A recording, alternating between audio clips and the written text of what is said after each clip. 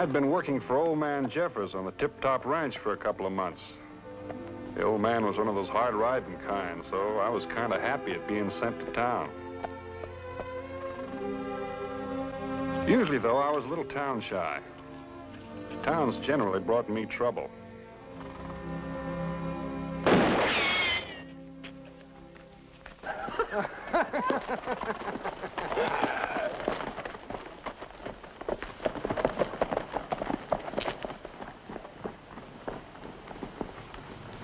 I guess that's what's wrong with having a reputation. Always some young gun just itching to sharpen his spurs on your hide.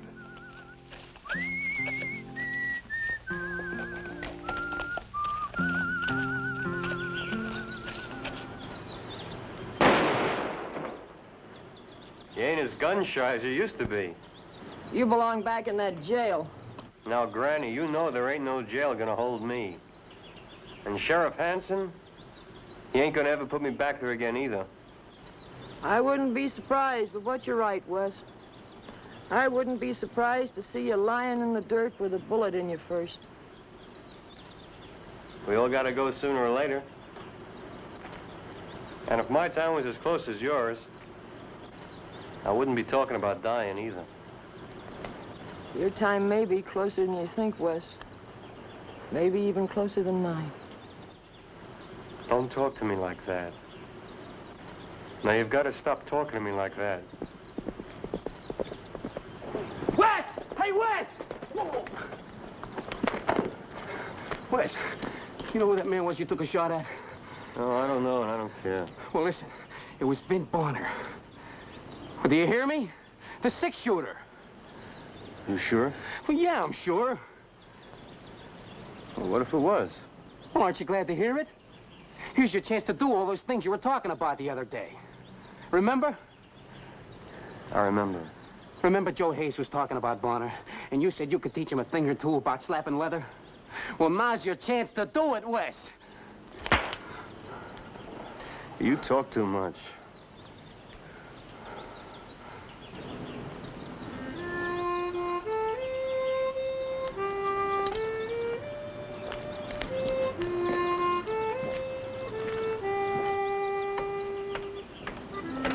You'll be talking longer than he will.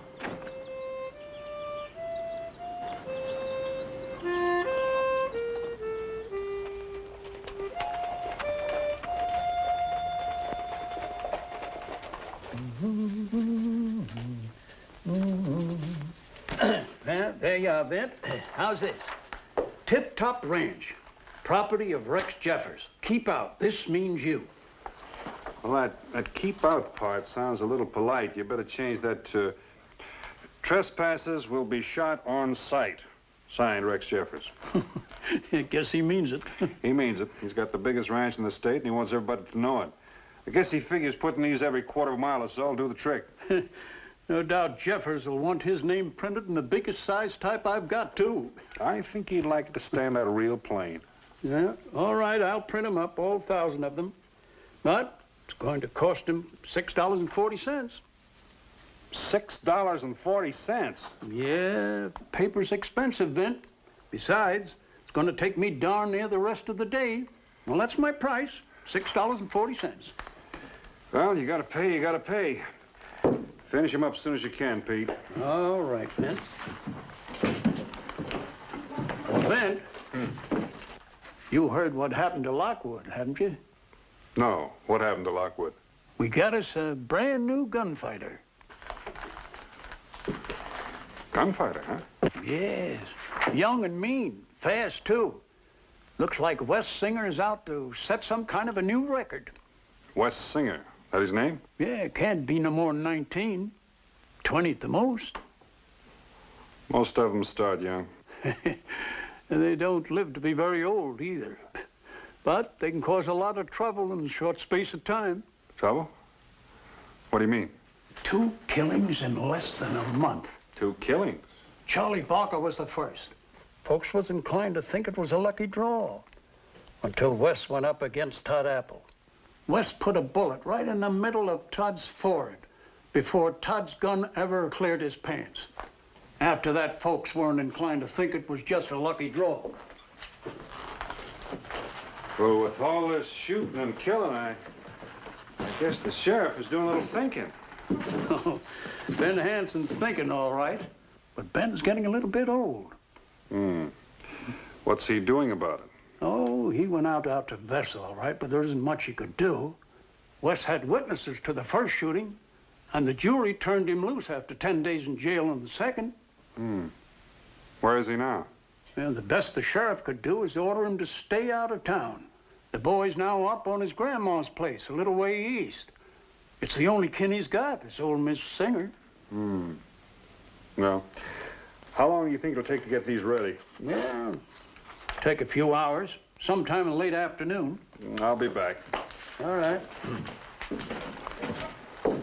Oh, then, of course, if it comes to a showdown between the sheriff and Wes, well, like I said, the sheriff ain't as young as he used to be.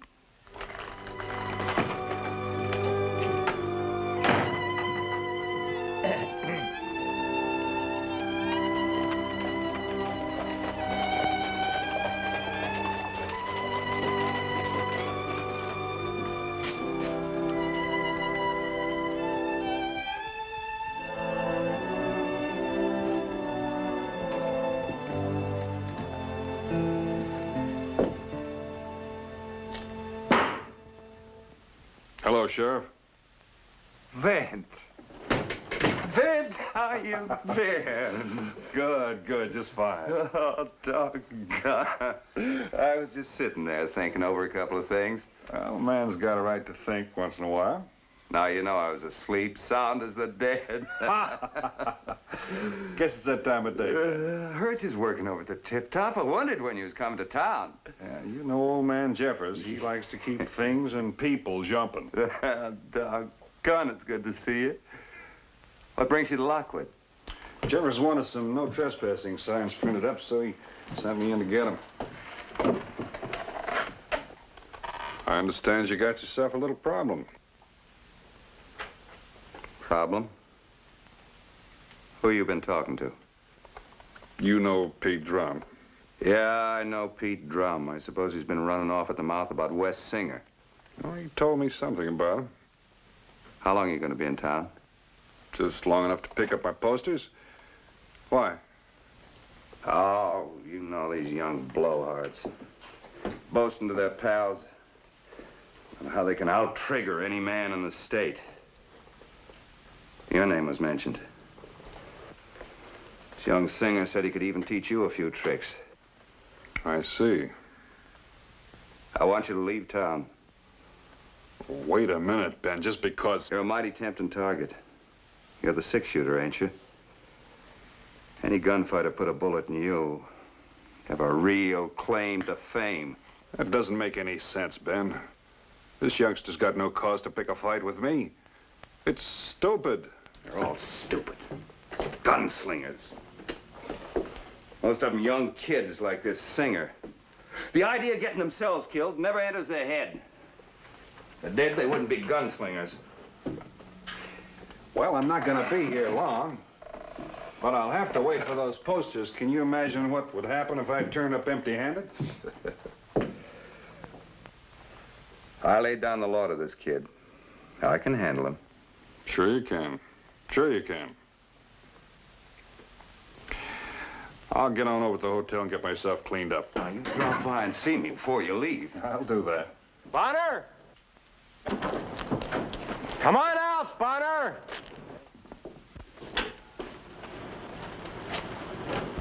Wes, I told you to keep out of my town. Stay out of my way, old man.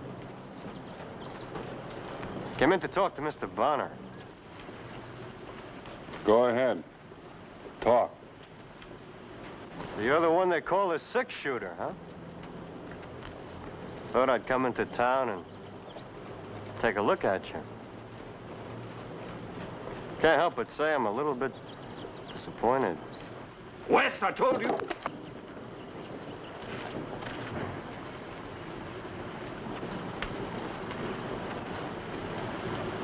What are your plans now? What do you think you're doing? Same thing as you're doing. That's a shotgun. What's wrong with the six-shooter?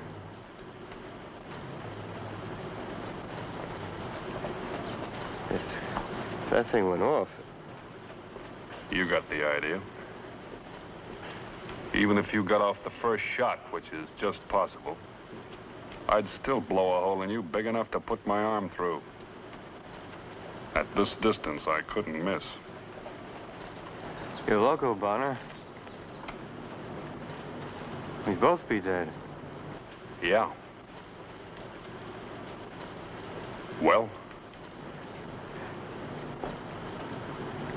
You just can't expect a man to commit suicide. That's up to you. I'm waiting. This isn't the way you're supposed to do it. It just isn't fair. Now you do what I say. Put that gun away. Get on your horse and get out of town. I'll go.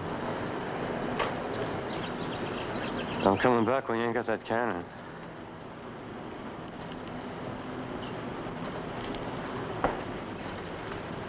Listen to me, everybody. I'm coming back here at 4 o'clock. And if Bonner there just ain't a bunch of hot air, he's gonna have to use his six-shooter. Maybe you'd rather not, Mr. Bonner. Maybe that reputation of yours ain't worth a hill of beans. I don't know, boy. I never figured out what a hill of beans was worth.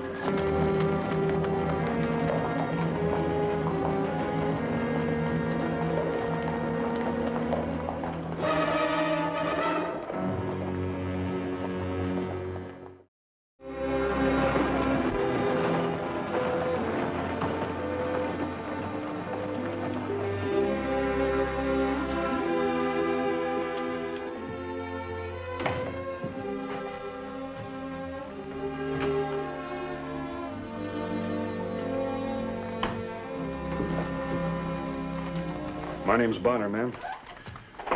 You want to see me? Would you mind sitting down, Mr. Bonner? I'd like to talk to you for a minute or so if you have the time. Any time I can't spare a minute to talk to an attractive lady, I'll quit. Thank you, Mr. Bonner. Thank you kindly. A pleasure. I wanted to talk to you about my grandson. I think you've already run into him. Oh. Yes, I've run into him. Then you know what he aims to do this afternoon. You know why he's coming into town. I heard what he said. He means it, Mr. Bonner. He means to kill you. It wouldn't worry Miss Singer. Sheriff Hanson will be waiting for him. If he starts anything, likely as not, he'll end up in jail. Jail. There isn't any jail can hold Wes anymore. And Ben Hanson won't be able to arrest him either. He'll shoot him down without batting an eye. Let me get this straight. I thought it was your grandson you were worried about. Worried about Wes? No. I'm worried about all the men he's going to kill if somebody doesn't stop him. Men like Charlie Barker and Todd Apple. Ben Hanson, he'll be next. I've known Ben for over 25 years. He's a fine man, and he's made a fine sheriff. And he deserves better than to be murdered by a gun-worshipping whelp without a bone of conscience or feeling in his whole body.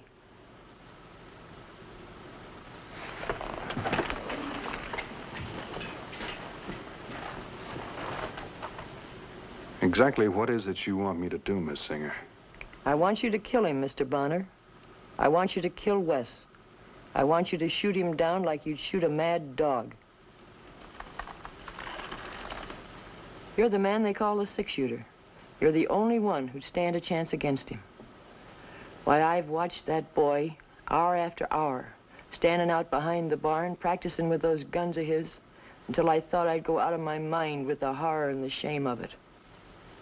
He never cared for anything else, nothing but guns, since he was old enough to pull a trigger. Sheriff Hanson's the law. Law? What kind of law is it that allowed West to go free after his other killings, that turned him loose to kill again? Maybe if his ma and pa had been here to raise him, maybe that's what the boy needed. Someone to do the things for him that a boy needs done. I tried my best. I'm sure you did. He'll be killed. Sooner or later, somebody will kill him. Somebody will have to kill him. That's why I'm asking you to do it now. Today. Before the stain of anybody else's blood is on his hands. I'm sorry, Miss Singer. I can't do that.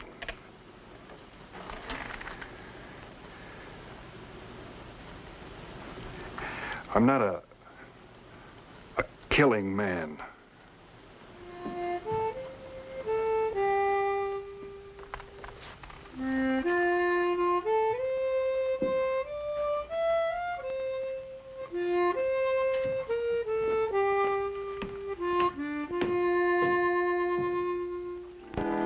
It was a little after 3 o'clock.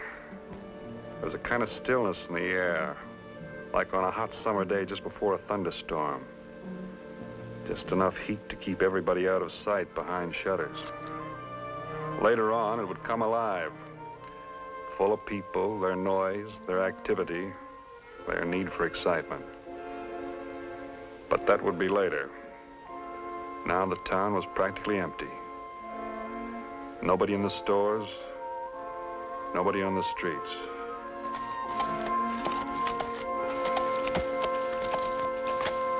Hey, Wes? Yeah? You, really intend to let him go for his gun first? That's the only way to make him stand up and fight. He was pretty fast, even with that shotgun. Anyone can pull a shotgun off of a wall. He was still pretty fast about it. He ain't the only one that's fast. Oh, we know you, Wes. We sure know you.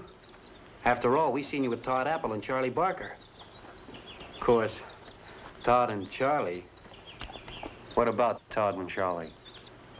Well, nothing, Wes, nothing. Well, they were good, but they, weren't in the class with a 6-shooter. Wouldn't you say so yourself, Wes? Shut up. Oh, now, Wes, I know you're not afraid of getting killed, but... Shut up and get up on your horse. Yeah, sure, Wes. Well, you know me, Wes. Like you said, I talk too much.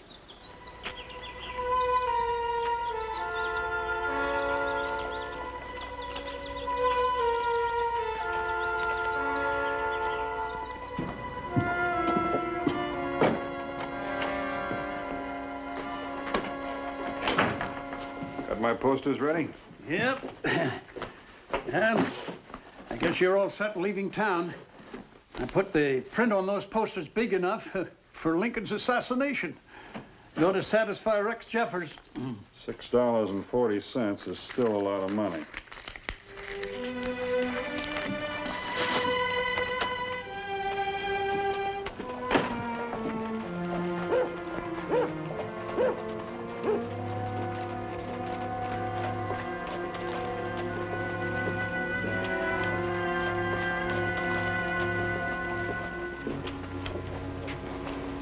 All I wanted to do was to get out of Lockwood and back to the ranch.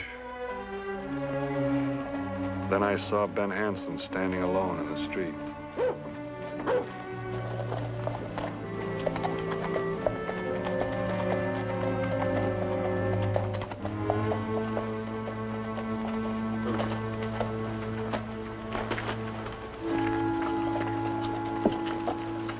Get back on your horse, man.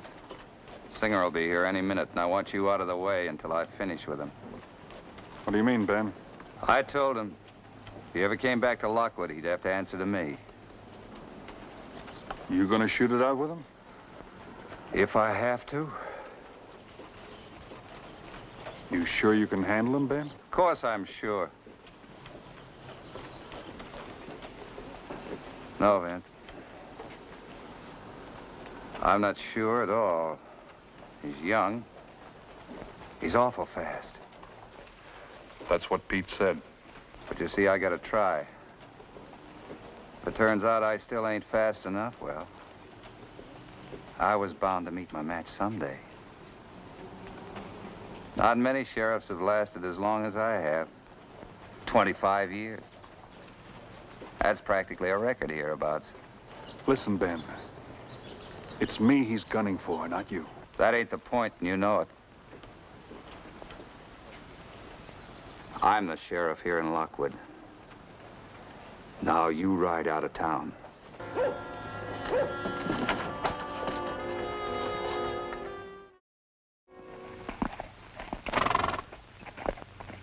It ain't no use, Vint. I just can't step back and let you take him on first. Folks around here'd never pay me any heed afterward. They'd say I talked big to Wes, but it was your gun he listened to.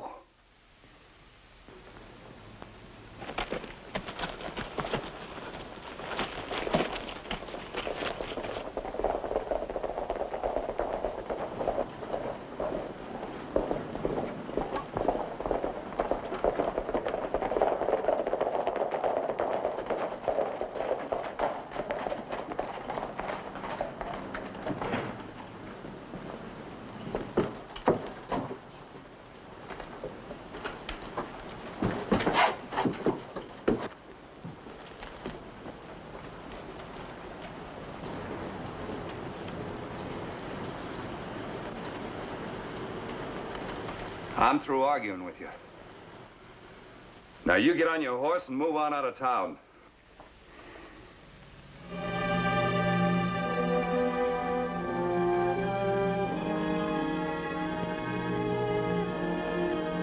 All right, Ben.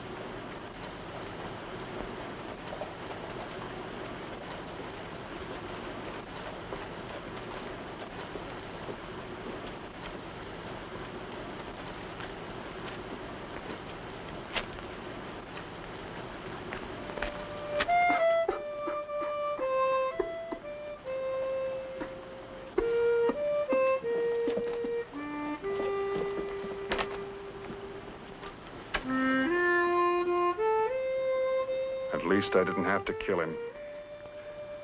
Maybe the boy could learn to live without a gun.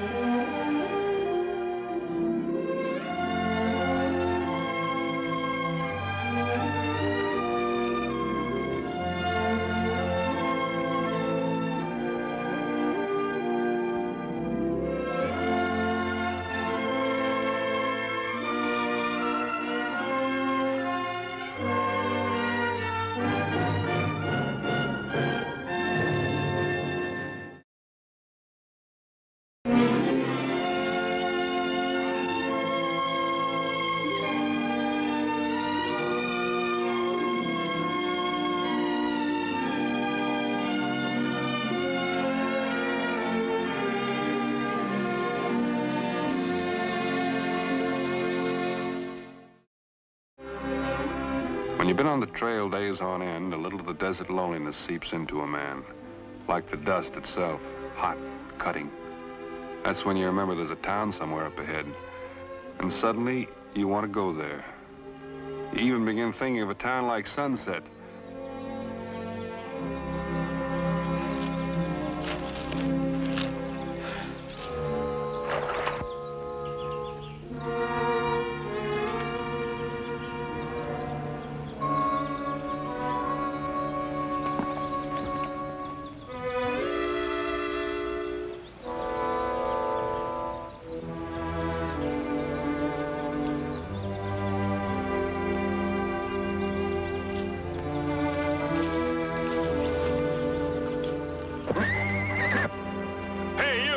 From my horse.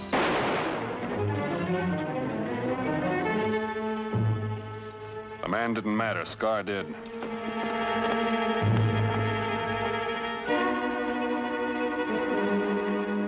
I shot wide.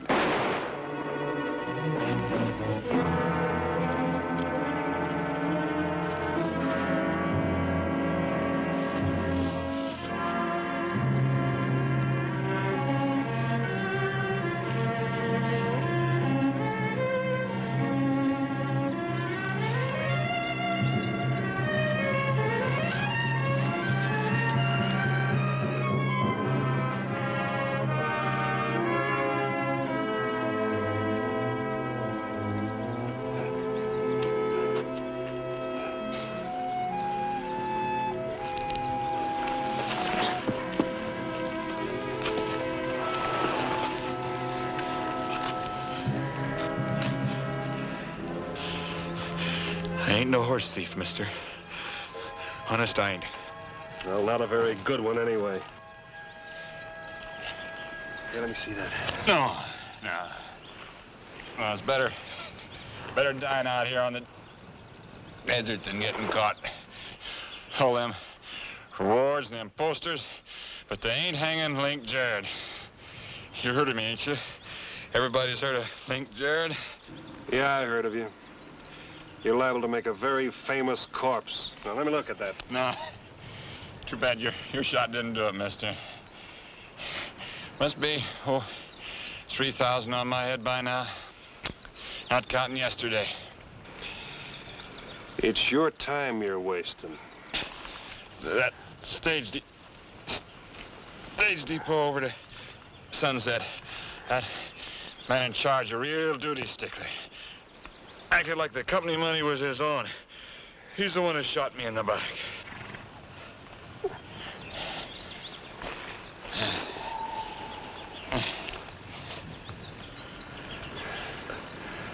How'd you get way out here without a horse? It's 20 miles to Sunset. Had a horse. He broke his leg stumbling over a prairie dog hole. You know, it's a rotten shame, mister. Happened to shoot a horse. You're making me cry, Jared. Come on. Give me your arm. Where are you taking me? I'm taking you to Sunset. See the doctor. Sunset? They got a posse on my trail. They'll lynch me for sure. I swore nobody's ever gonna lynch me. Nobody's gonna lynch you, Jared. Your word on that? My word. All right. You gotta give me your word on one thing more, mister. What's that? You gotta believe I ain't no horse thief.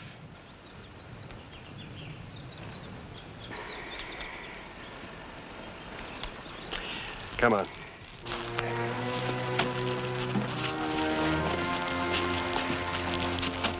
Get you.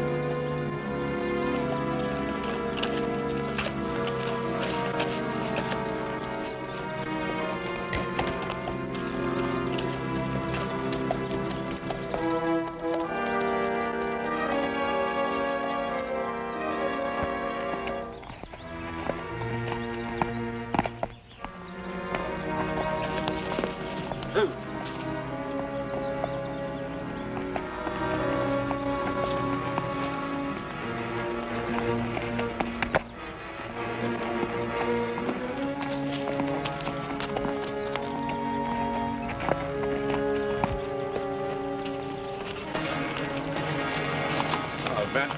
Bonner. Vent, the last I heard you were in Laramie. Good to see you, Doc. Give me a hand, will you? What have you got there? A patient. A patient?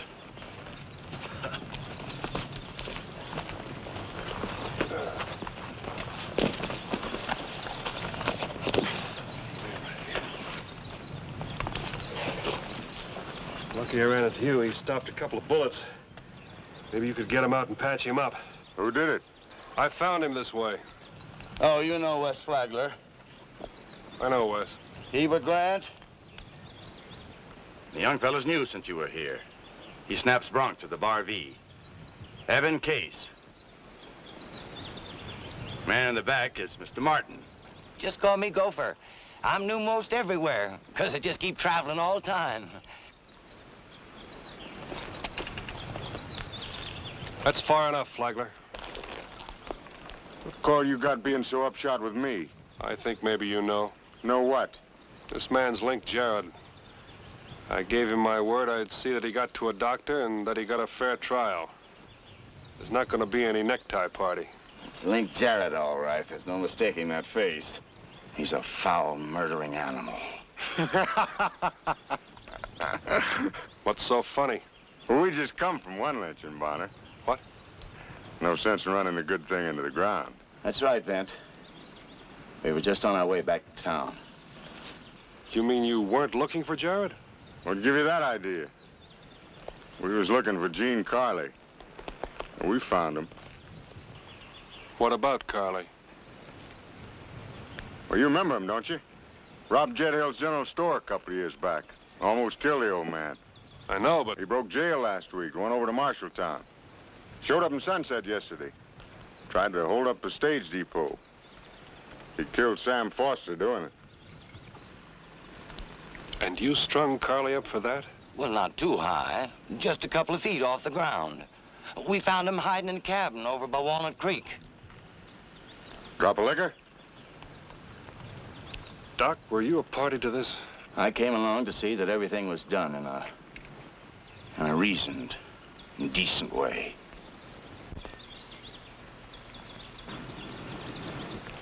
A reasoned and decent way to lynch a man. There weren't no doubt about his being guilty. That's what you're driving at, mister.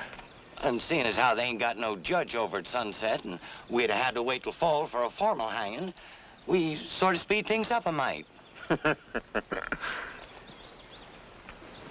Well, I don't know what I can do for him. He's not worth saving. Thought you doctors had some sort of an oath about saving people's lives. Whether they're worth it or not. Well, if I'm going to do anything for him, you got to build me a fire. I'll need a few other things. I haven't got my bag with me.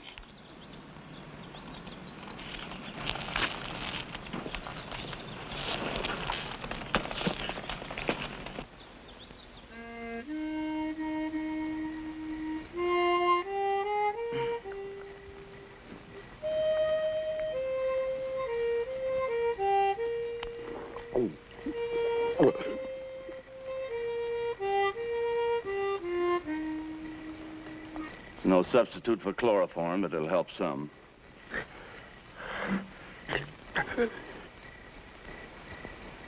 Unbend and rest yourselves, gentlemen. It'll take a little time before he's good and numb. What a crucifying waste of good whiskey.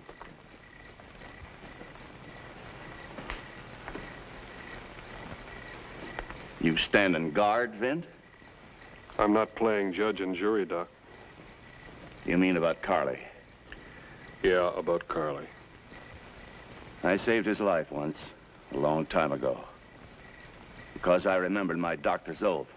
He went on robbing and killing. That how you excuse yourself? I studied hard so I could use these hands of mine to help people in need. Good people. Not anything like this, or Carley. When I heard about Foster, suddenly it all festered up inside of me. And I wanted to see Carley dead, hanging and kicking. You're on your own, Doc.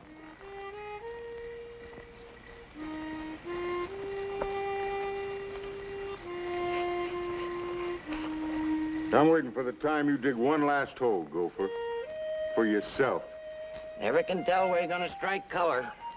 Lord cooks in queer pots his wonders to perform. Gold's where you find it. Any old place. Muley old button. When you was talking up this necktie party, you give me to think there was a reward out on this Carly fella. Was you speaking the truth? That why you're out doing your civic duty, Mr. Martin? For the reward? When a hill rat like me gets a feeling he's gonna strike it, he's gotta have a stake fast. Well, I got that feeling about a place up Manitoba way. Only I ain't getting no younger. I gotta get there. I gotta get there.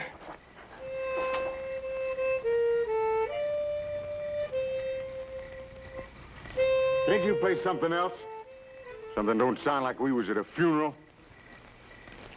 I happen to like what I'm playing.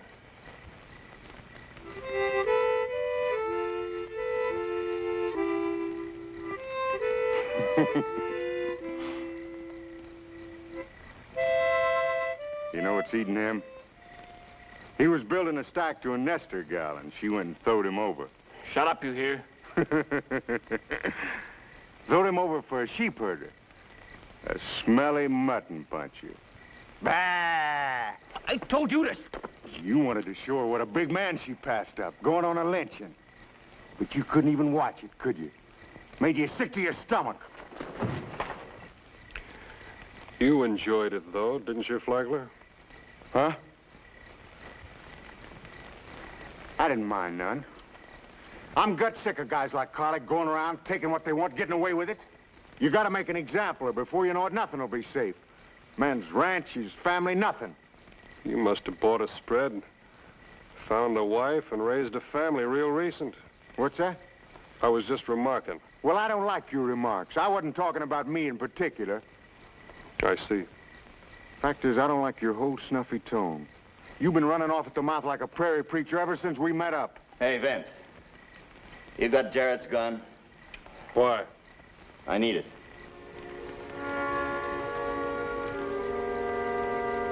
Leave it.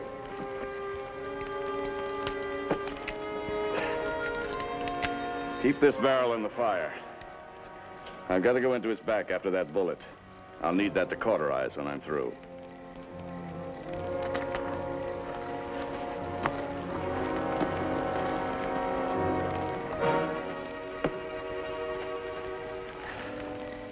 Who will I send the bill to, Vent?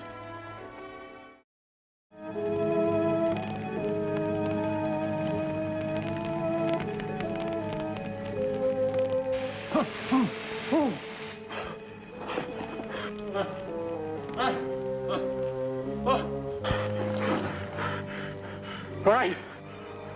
I robbed a state depot. And I killed a dumb duty stickler. But he had it coming. And I ain't hanging for it. Nobody hangs like Jarrett. Nobody hangs like...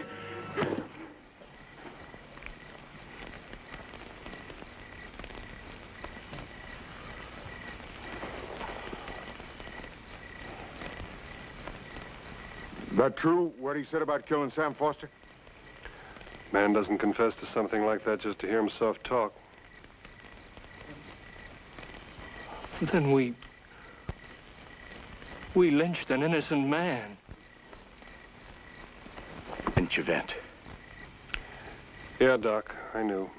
Why didn't you tell us right off? You'd already lynched one man. If Jarrett never got back to Sunset alive, nobody'd know about your mistake. I didn't feel it was fair to put you in the way of temptation. Nobody has to know now. Do they, Doc? You'll still do your best, won't you?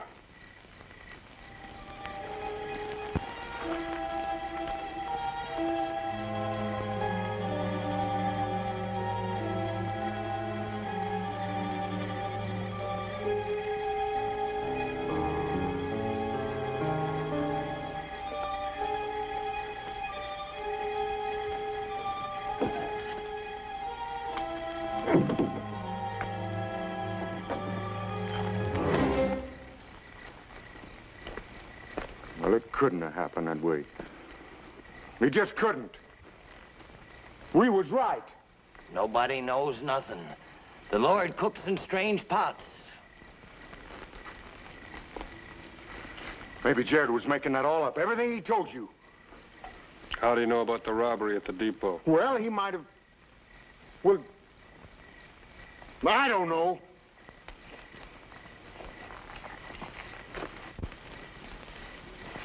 Well, you see what I'm driving at, kid. We can't be wrong. Can't we? Look, now we know Carly broke jail. Then somebody said they seen him in Sunset yesterday. Yeah, it was Paul Trimble said it. And then we picked up Carly's trail right at that stage depot, didn't we? And that trail led right to that cabin on Walnut Creek where we found him. He admit to the robbery and the shooting? You don't expect a man to admit a thing like that when he knows there's a rope waiting for him, do you?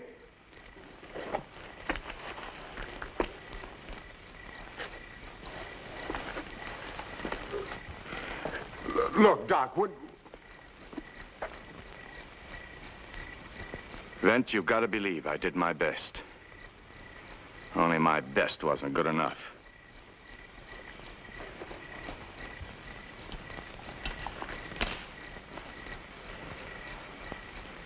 I will prescribe regimen for the good of my patients, according to my ability and judgment, and never do harm to anyone.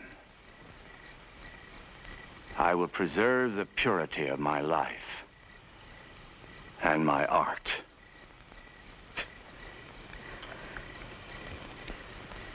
I haven't thought of that oath for years. I appreciate your bringing it back to my mind. You must believe me. I tried, Vint.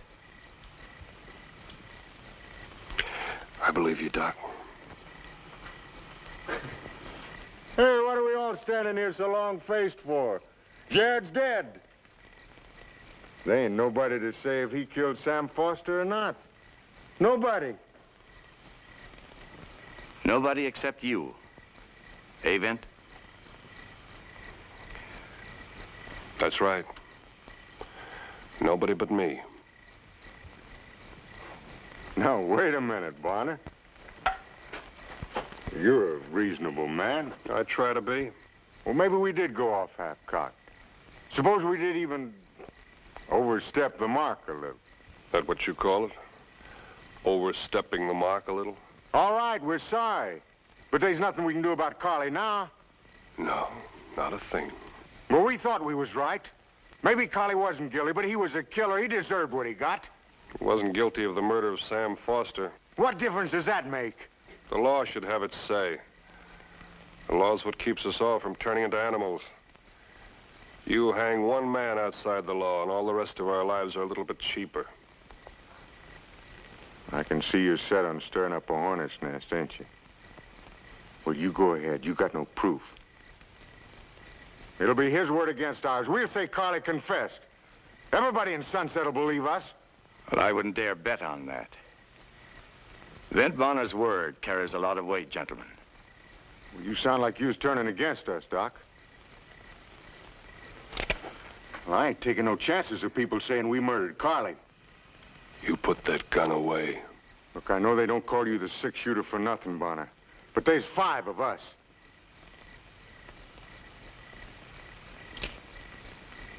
Five? You sure?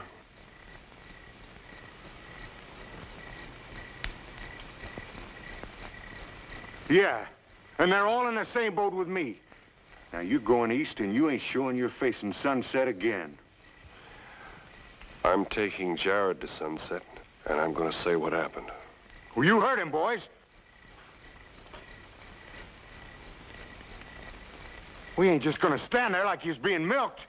Oh, Flagler, let's handle this thing clean. What do you mean? Holding that gun proves how wrong we've been. If we were right, you wouldn't feel the need to use it. You're turning yellow, Doc. That's what's wrong with you. We're all yellow. Like Doc says. Afraid to own up clean that we're no better than killers ourselves. Shut your face, kid. Only I ain't afraid anymore, neither. Just like Doc. Me? I only know one thing. Ever since this happened, there's been a stink hanging over me, like the smell of a rotten swamp. It's gonna be kind of hard getting used to myself. What's the matter with you guys anyway? You letting Bonner stare you down? Now, you're forgetting something. I didn't drag you out after Gene Carley. You come on your own. You was all puffed up like good citizens doing your duty. We listened to you, Flagler, because all of us had some deep down reason for doing what we did. I know what mine was. Something I've been toting since I was born. I had to strike back some way.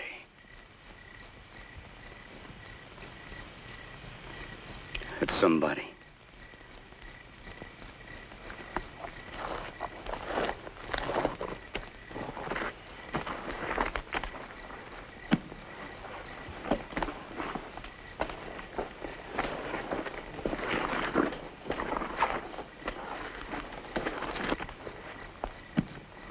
You better throw your hand in, Flagler.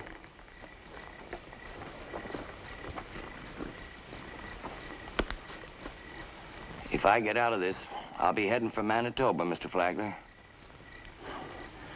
Wouldn't be surprised if that's where I'll be digging my last hole.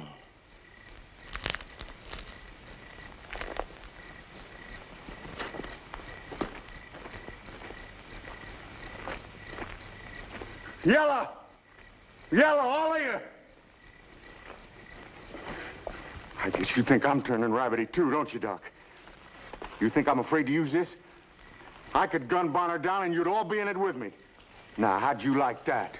Flagler, you were born to be a failure. That's your deep down trouble. There's no reason to believe you'll be a success with that gun. I'd feel better going in and facing up to this with you, Doc. You coming? I'm going to stay here and help Bonner with Jared. Thanks. I think Flagler will help me. This is the only kind of help you'll get from me. I'll meet you in Sunset, Vint.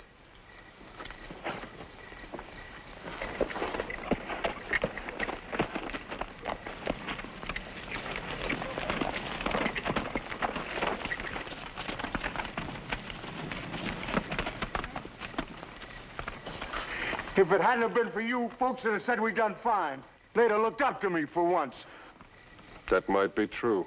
They'd have been glad to get rid of Carley. Nobody would have known about Jared. Why'd you have to meet up with him anyway? Why?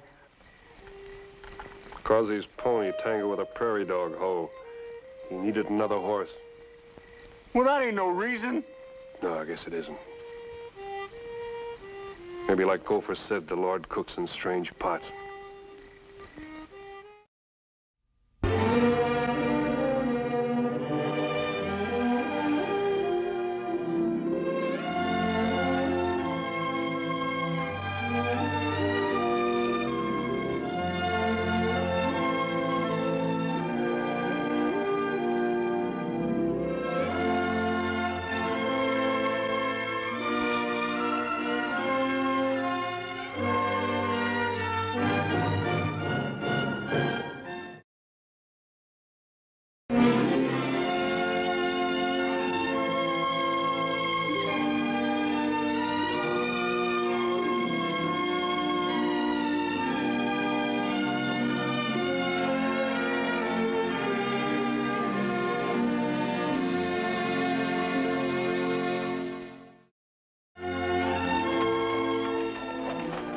It was one of those hot summer days when thirsts and tempers run high that I arrived in the town of Harness Junction.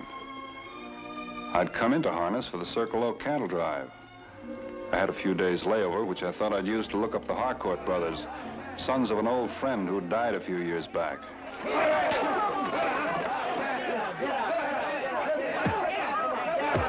Looks like I found the youngest one, Lex.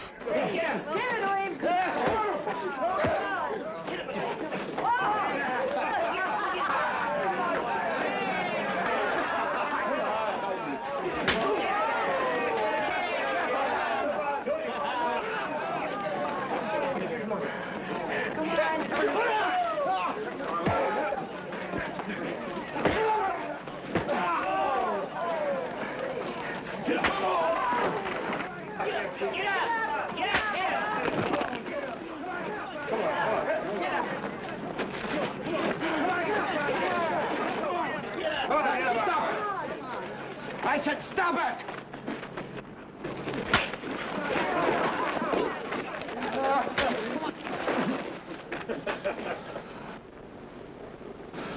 You all right, Jim?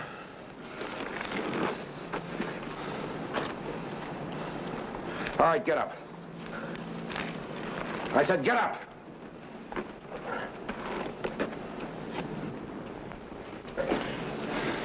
Go on home. I said get.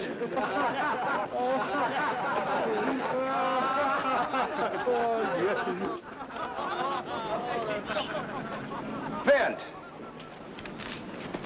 Vint Bonner. Hi, Cash. When'd you get in town? I don't know exactly the round, but I was here in time for the knockout. That kid. I don't know what I'm going to do with him. Come on in the office. Rest your legs.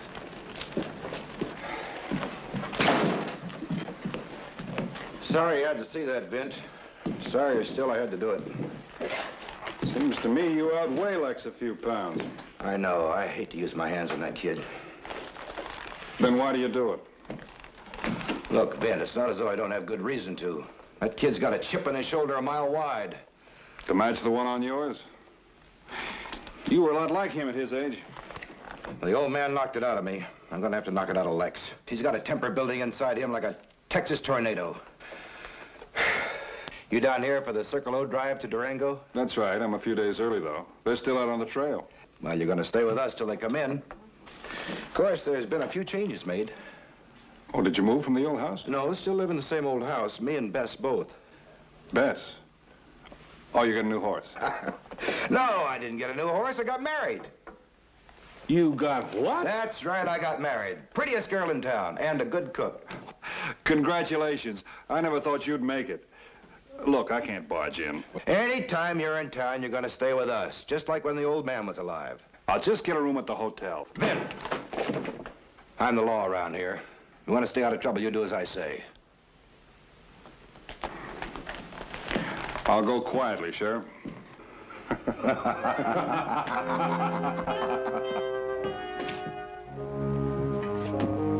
Bessie! How's my wife, huh? And how's my husband? Honey, I want you to meet Vint Bonner. You've heard me talk about him. Nice to know you, ma'am. He's going to stay with us a few days till the Circle O drive starts. It'd be a pleasure. Come on, Vin, I'll show you to your room. Cash, Yeah, Bess. it's all over town about your brawling with Lex. Honey, that kid was fighting in the street again. I had to do it. You could have stopped it, peacefully, sensibly. You didn't have to humiliate Lex in front of the whole town.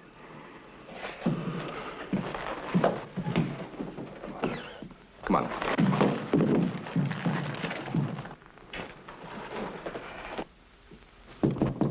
Come in. Oh, hi there, Lex. Come on in. Hi, Vint. Where you been keeping yourself, boy? I'm just around.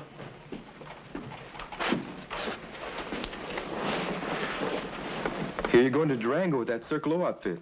That's right. How many men do you think they have? Oh, 50, maybe 60. Think they could use an extra hand?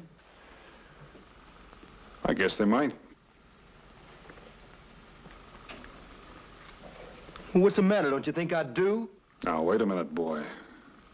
I didn't say that. You willing to put in a word for me? Sure. I'll put in a word for you.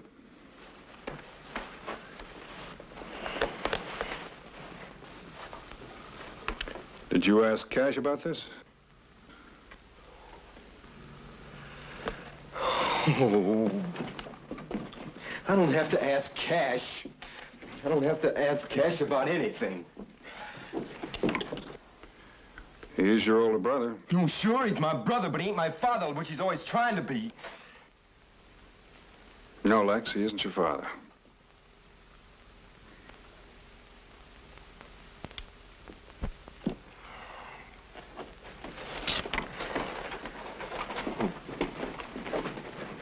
Vin, it's just no use. I gotta get out of this house. What's the matter? You got sister-in-law trouble? No. It's not Bess, she's swell. It's Cash. He treats me like I was a school kid or something.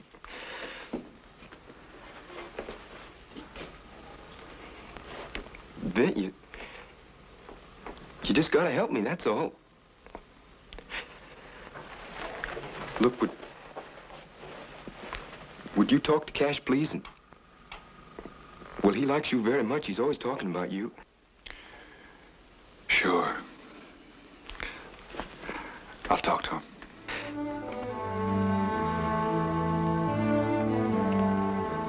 Thanks, man.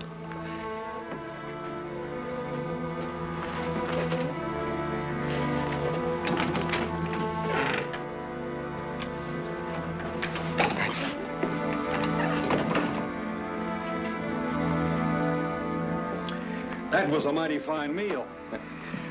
Best never misses. How about it, Cash? Vince said he'd put in a word for me. Lex, you don't have the foggiest notion of what one of these cattle drives means. You wouldn't last more than a week. Well, maybe I would and maybe I wouldn't. You gotta be tough, like Rawhide. You ask Vint, he knows, he'll tell you.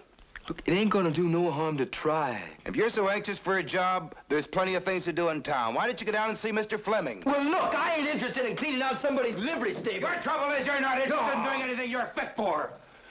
Boy, the last couple of years, you sure been hard to take. Well, you ain't exactly been a picnic either. Oh, hold it, you knotheads. Look, maybe Lex has a point. Vint, this is between us.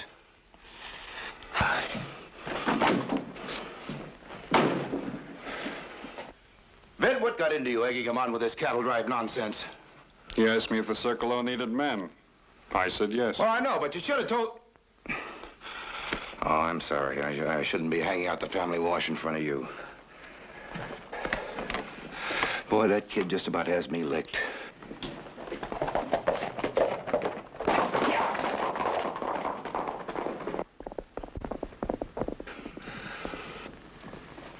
Maybe he's not such a kid as you think.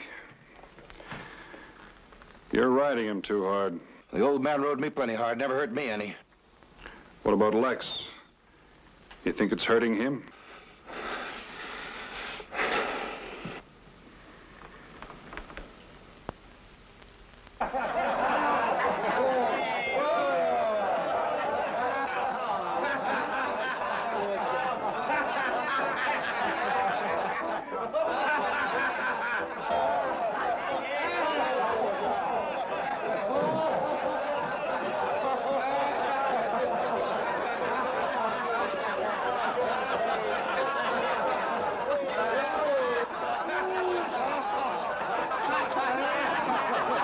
Well, who you laughing at?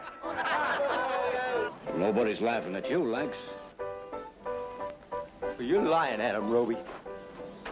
And all of you lying. You're laughing at me. You think I'm just a fool kid.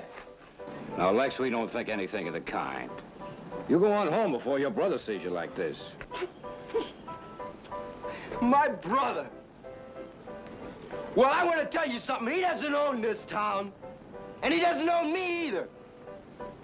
And when are you going to get that through your fool heads? Well, Lex, you're not talking to a bunch of schoolboys. You go on home. And if you're not man enough to hold your liquor, lay off it. Well, I'll show you who's man enough to hold his liquor.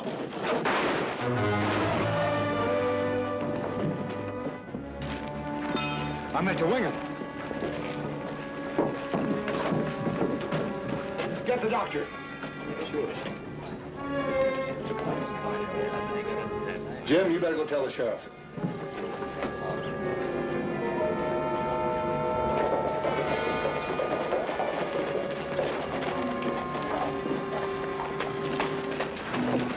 It was too late, Cash. He was dead when the doc got here. Cash, I'm sorry. Where are you going? To get at him, Roby. I'd sure hate to be in Roby's shoes when they meet up.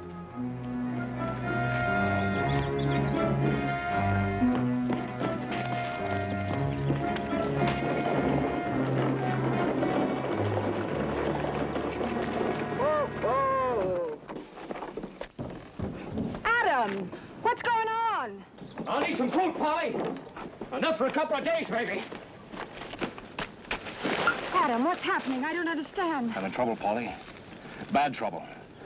That fool kid, Lex Harcourt, he drew on me. I shot him. You shot Lex Harcourt? I told you he drew on me.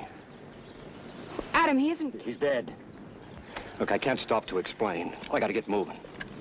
You just gotta believe it wasn't my fault.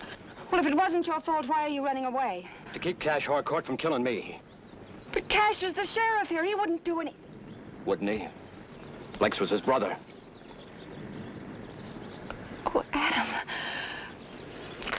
Adam, I don't want anything to happen to you. Maybe it won't if I can make it to Standish Falls and turn myself into the marshal. It's gonna be dark soon. You'll have to take the road, and then what'll happen?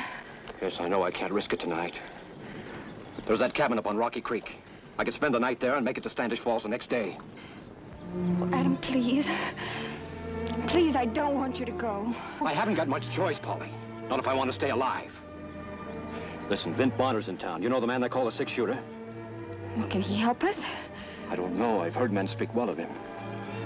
Find him, Polly. Explain that I'd be willing to give myself up to him. Adam.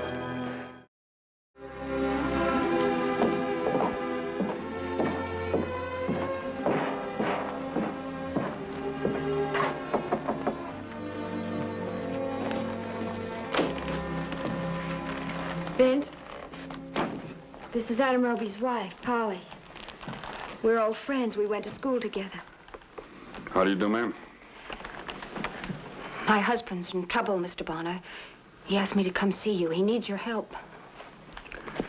This is a matter for the law. Cash Harcourt's the law in Harness Junction. If he gets his hands on my husband, it won't be to put him in jail.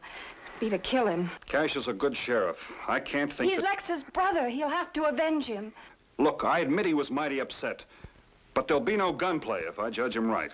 You judge him wrong, Mr. Bonner. Please, all Adam asks is a fair trial. He wants to give himself up. To you. Why me? So that you can take him to the district marshal at Standish Falls. That's the only way he can keep from shooting it out with Cash. A sheriff is sworn to uphold the law. I can't believe he wouldn't handle this right. I can. Vint, I know Cash. Bess, I don't want to come between you and your husband. You're not, Polly.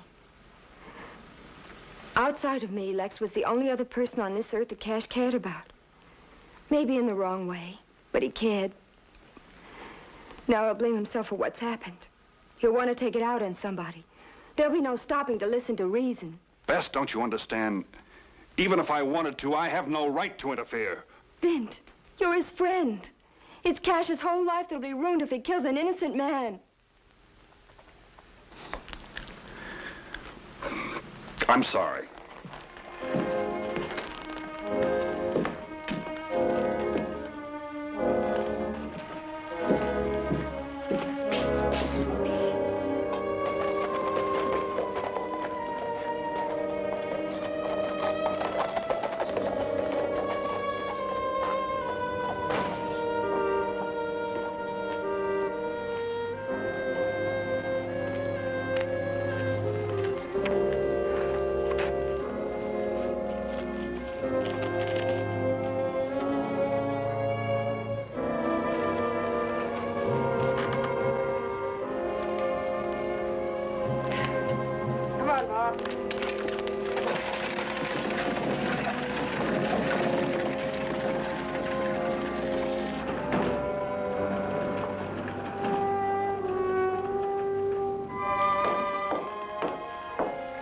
Ben, I didn't want to say this out there, but don't you know why Cash will feel he must get even for Lex?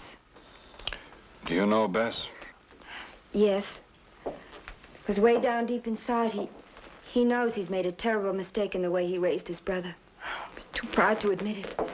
And if he did, he'd only have to blame himself for Lex's death. And no man can do that too easily. Same trouble as the old man. Too tight a rein, too much spur. I tried to tell Cash to let up. He just wouldn't listen.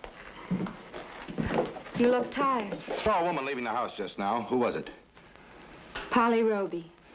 When I got out to their place, they were both gone. Where's her husband? She didn't say. She's got some fool notion you'll go gunning for him instead of turning him over to the marshal at Standish Falls. That's not the only reason she came here. What else, Vint? She asked me to see that he got there. Safely. I don't want you interfering. Now, you calm down a minute and listen to me. Something you're going to have to face. Roby shot Lex in self-defense. He's a liar. He's got witnesses. Witnesses, not one of them telling the truth. People like Lloyd Mason, his son, who never even liked Lex. Cash, you're twisting this out of shape. When I want your advice, I'll ask for it. Bess, did she say where Adam Roby was hiding? No. You're not against me on this. Cash, she didn't say. I'll find him tomorrow. Tomorrow he'll be on his way to Standish Falls. Hardly. I got 2 deputies watching the road. Cash! If you like, I'll go out with you tomorrow. That won't be necessary. Why not? I don't want anyone interfering with the way I carry out the law. Cash. I'm not sure you intend to carry out the law. I think maybe it was a good idea about your staying at the hotel. You clear your things up by tomorrow.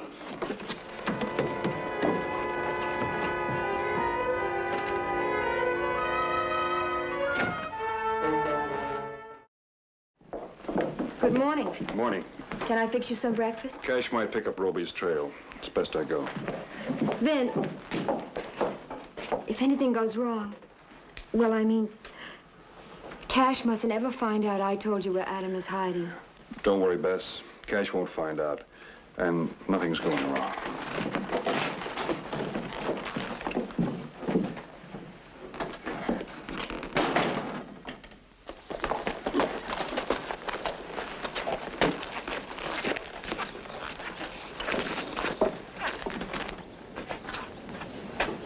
Wasting your time around here, Sheriff. Adam's gone. Where is he? I don't know. I think you do, Mrs. Roby. You'd better tell me. Why? So you can find him and gun him down? I'll find him, Mrs. Roby. Don't you fret about that. I'll find him. Cash, please. It wasn't Adam's fault. Give him a chance. I'll give him a chance. Same kind of chance he gave Lex. Cash, you've no right to hunt him down like that. He's a man. He deserves the protection of the law. You're the sheriff here. When are you going to remember that you're the sheriff?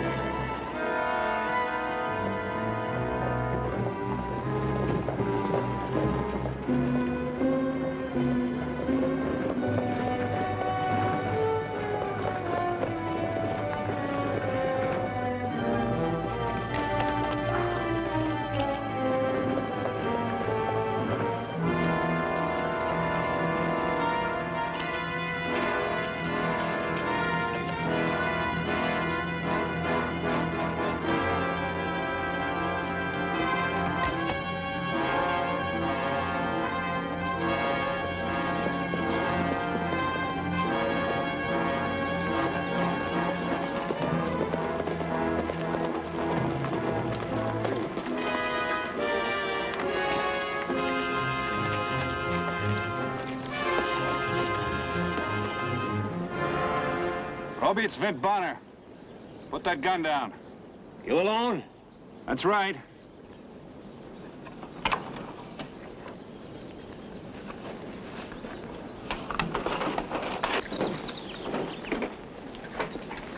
You're gonna help me get to Standish Falls? If that's what you want. That's what I want. All right, let's go.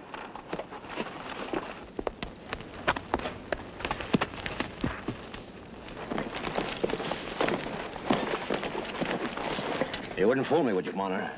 If you thought I would, you'd use that rifle, wouldn't you? Well, I'm sorry. It's just that I know Cash Harcourt's a friend of yours. Maybe that's why I'm doing this.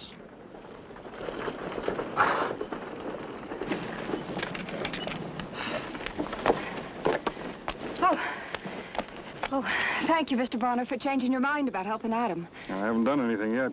Well, you will. If anybody can get him to Standish Falls, you can. Let's see. Are you sure Cash Harcourt didn't follow you? Well, I don't think so. Well, I wouldn't have come if I'd known you'd be here. Let's get going. We'll take the South Fork around Harness Junction.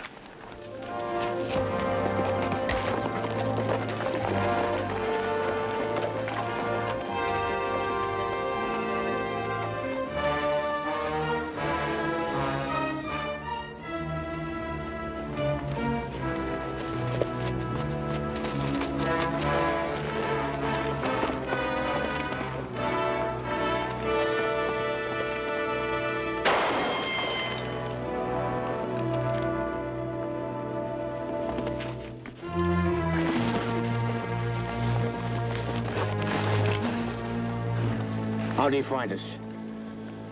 He followed your wife. You know what you're doing, Sheriff? I told you to stay out of this! I'm not gonna use my gun, Cash.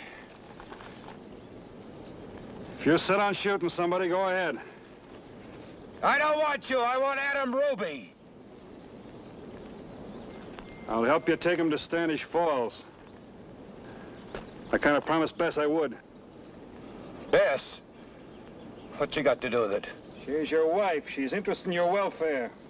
She doesn't want to see you make a mistake. I ain't taking nothing from you, Bonner. Draw. Go on, draw. You still the sheriff of Harness Junction? I said draw! All right, pull that trigger if you want to. But before you do, there's one thing you ought to know. When Lex pulled the gun on Roby, it was you he meant to kill. Me? You're loco, Bonner. I'm his brother. He hated you. And he had every right to hate you. I got him covered, Bonner. I'll put the next one right between his eyes. Roby, put that gun down. Come down here. What? You heard me. Holster that gun.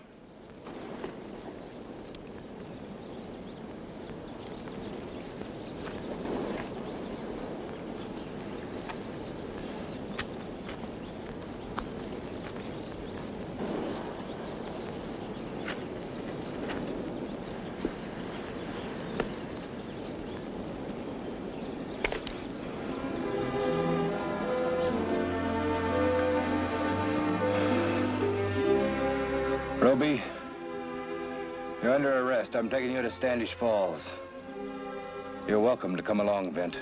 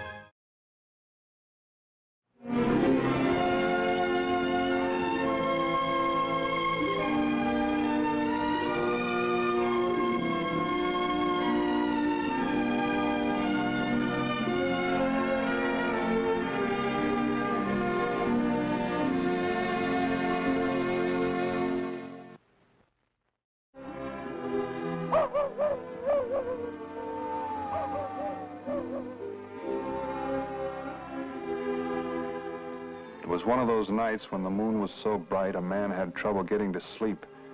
Besides, I'd had a vague feeling the last hour or so that I wasn't the only one camping in the draw. Scar was acting rather spooky, just to let me know I wasn't overly happy about things. If there was someone there, he was managing to keep out of sight. Well, he could come out or he could stay put. Either way, I'd be ready, and I wasn't going to lose any sleep about it. I could see something now. A shadow.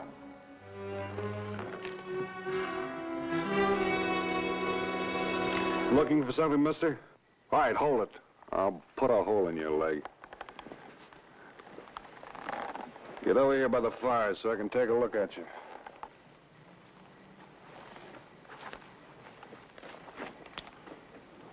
Well, you're just a boy. Aren't you kind of young to be roaming around the country this time of night? I ain't so young. 14, 15? I'm only 13. You're big for your age. What are you doing here? Got as much right to be here as anyone else. You haven't got as much right to be stealing my grub. I didn't steal any. That's what you were fixing to do, wasn't it?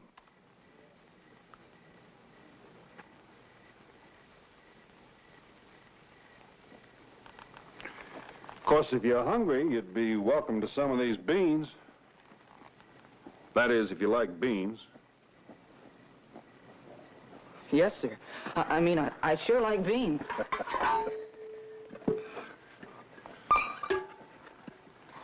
What's your name?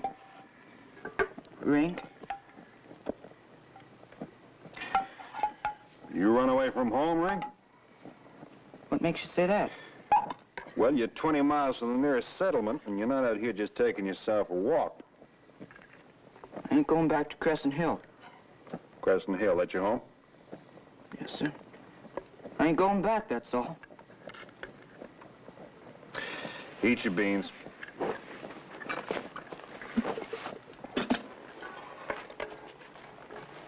Your pa give you a whipping? Pa wouldn't hurt me. He's the finest man I ever lived. Sure, all paws are. Just because you gave me some old beans don't mean you can talk about All right, calm down, calm down. Old enough to drink coffee? Told you I was 13, didn't I? That's right, you did. Funny the way I keep forgetting it.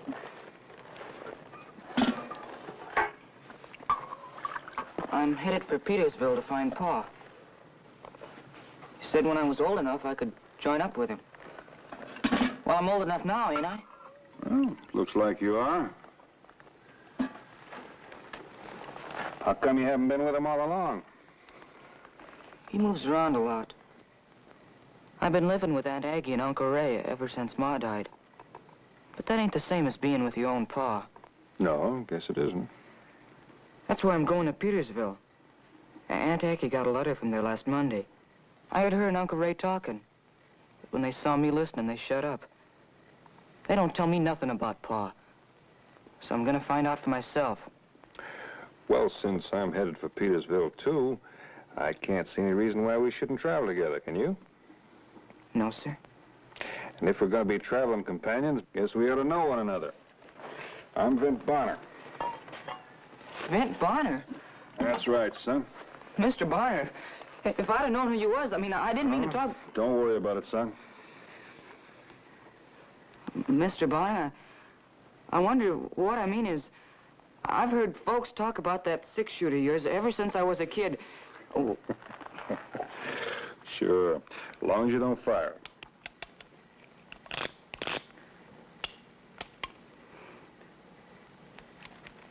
Ain't near as heavy as it looks. You can handle a gun real well. My pa taught me. Well, we got a long ride ahead of us. If we're going to get any sleep, we better get to bed. You kicking your sleep, boy? No, sir. Good.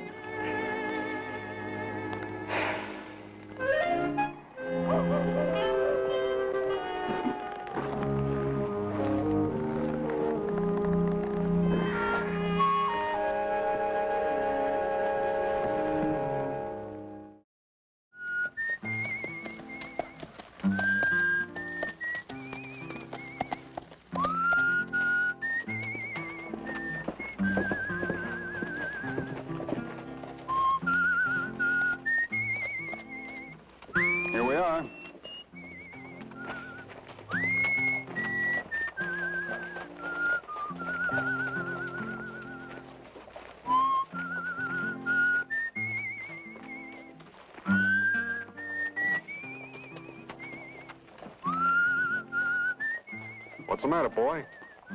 Mr. Bonner, I ain't never been in a hotel before. That's always the first time, Ring. Come on.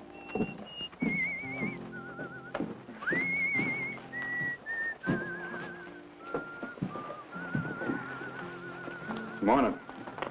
Morning. You got a room? Yep. Room for two, still $50? Yep. Oh, here you are. Which room is it?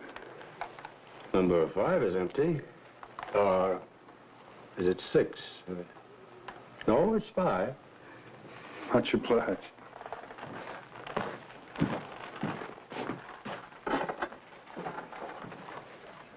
Is this a tree or a weed, Mr. Bonner? Well, that's a tree, a genuine palm tree, clear from California. California?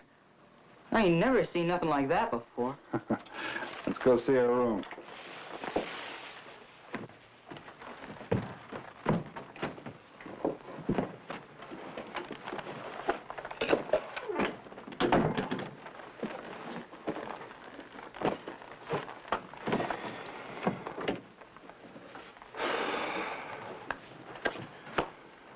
What's the matter? Don't you like it? Like it? It's elegant. Well, good. Make yourself comfortable. Lie down if you want. I gotta go out for a little while. Where you go, Mr. Bonner? I gotta go pay the sheriff a little visit. Sheriff? What's the matter? Nothing. Just don't like sheriffs, that's all. Well, don't tell me they've been giving you trouble lately. No. Just don't like them. Well, I suppose there's good and bad sheriffs like everything else. But if your paw's in Petersville, then Sheriff Jay's most likely to know where to find him. So...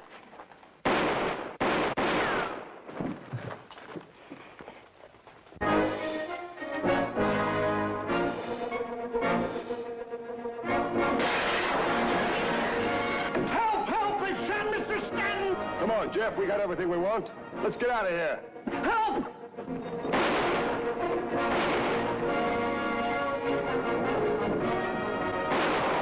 Rink, you stay here.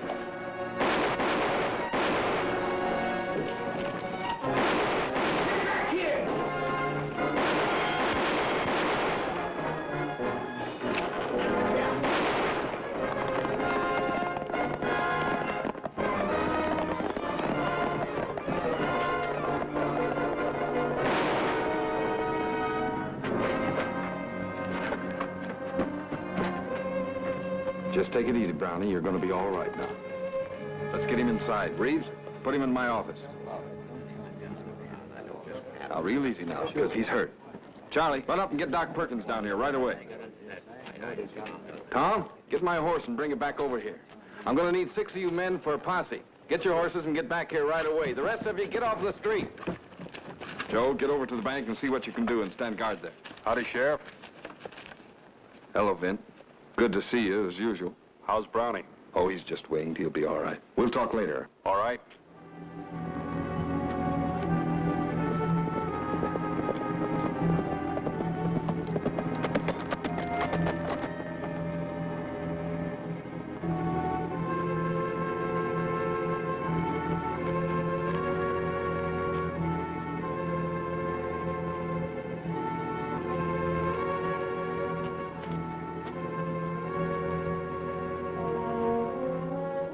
Pa?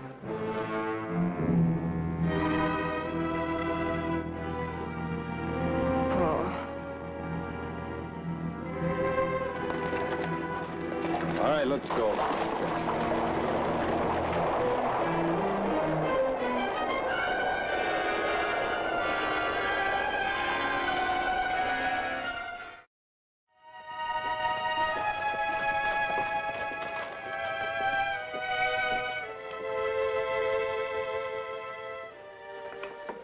Sheriff couldn't help it, boy. He had a job to do. Killing my pa. You call that doing a job? Rink, you're gonna have to try to understand. Your pa and those men, they were breaking the law. They were robbing a bank. Nobody would ever let me see him. Why wouldn't they let me see him, Mr. Bonnet? He was my father. Why couldn't I ever see him?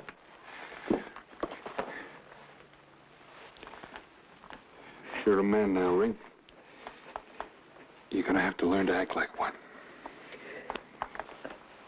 The sheriff killed my father. He shot him out in the street, and that makes him a murderer. Now, Rink. A dirty, rotten murderer! It makes him a murderer! A murderer! Rink, stop it.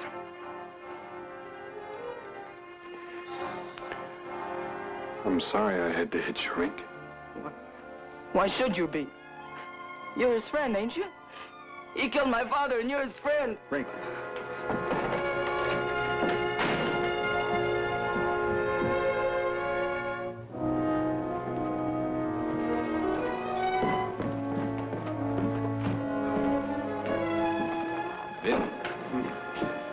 I'm sorry about that Larkin boy. I was just going out looking for him. Just wish it hadn't happened that way. You couldn't help what happened out there any more than I could. What about the rest of the gang that took the bank? Turned dark on us.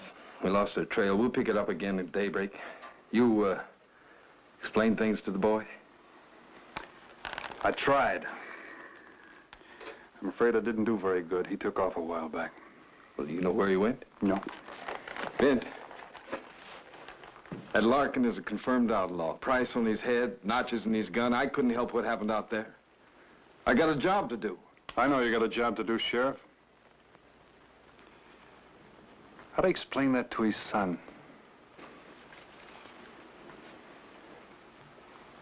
I don't know. Maybe when he gets a little older, he'll understand.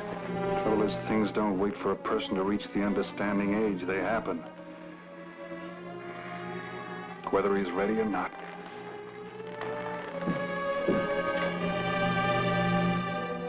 I had a hunch where I'd find him. It was a hill out at the south end of town where they buried men like Jeff Larkin. Men who lived and died by the gun.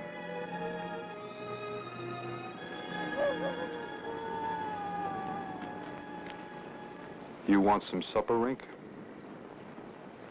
I'm not hungry. How about coming back to town with me? I'm staying here. You can't stay here all night. I'll stay here as long as I want. You're on that sheriff's side. You believe he was right to kill my pa. People don't have sides, Rink. Not in a thing like this. I do. I'm on my pa's side. I don't care what they say. He was a good man.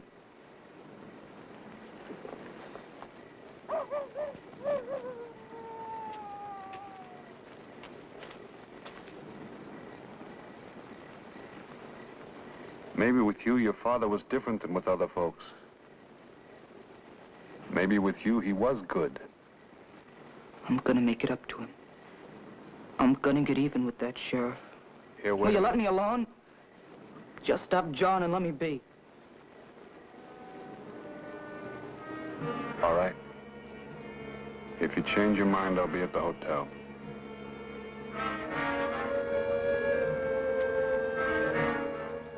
I didn't get much sleep. I kept expecting Rink to come back. Thought he'd change his mind after a couple of hours. But here it was daylight, and there hadn't been a sign of him. Rink! Hey, Ben. Sheriff Jay. Oh. Come on in, Sheriff.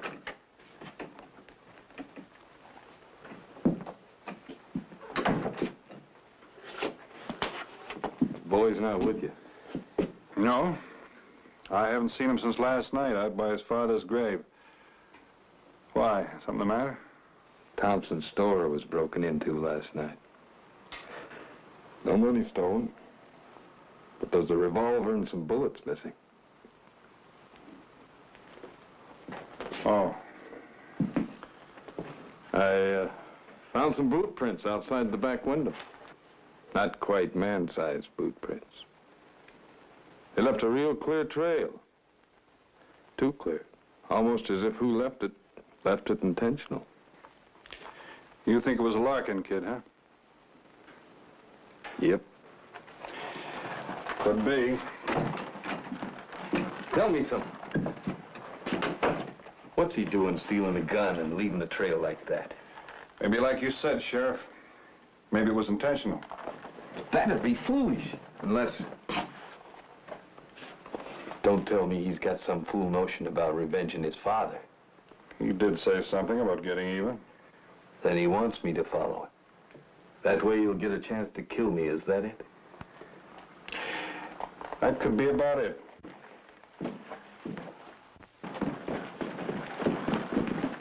Ed, Jeff Larkin ain't the first man I killed, and he's deserved it more than most. But killing him didn't solve nothing. It just turned his boy bad. What are you gonna do about it? What do you expect me to do? Go out there in the hills and shoot it out with a 13-year-old boy? I got one at home the same age. And if that Larkin kid was standing right there in the door covering me, I couldn't shoot him. I just wouldn't be able to shoot. You'd shoot. Nothing else you could do. Which way'd the trail lead? Black Canyon.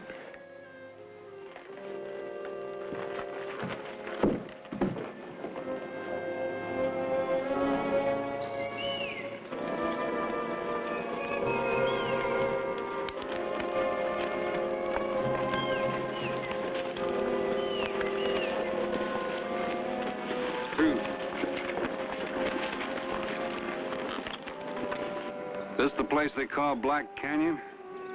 Yeah. Don't know why either. The rocks here are the same color as anywhere else. Names are funny things. I came through a town in Arizona once called Big Lake. Wasn't any water for miles around, not even a creek. It seems like the first settler came through there said what they needed was a big lake. So wouldn't you know, that's what they named it? Let's move on a little further.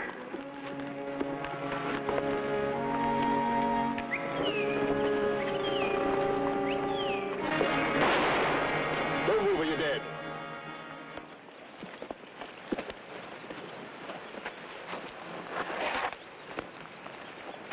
All right, now reach slowly for your guns and throw them on the ground. You first.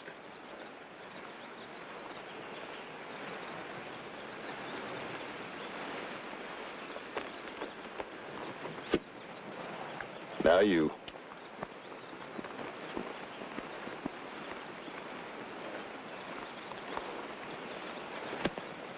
That's right. Now take it real easy, Sheriff, and climb out of your saddle. Real easy, Sheriff, so I don't have to use this thing.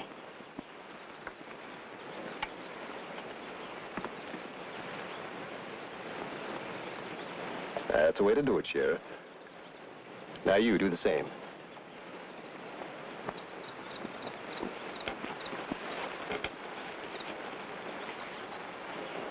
That's good. Now, both of you take a couple of steps away from your horses.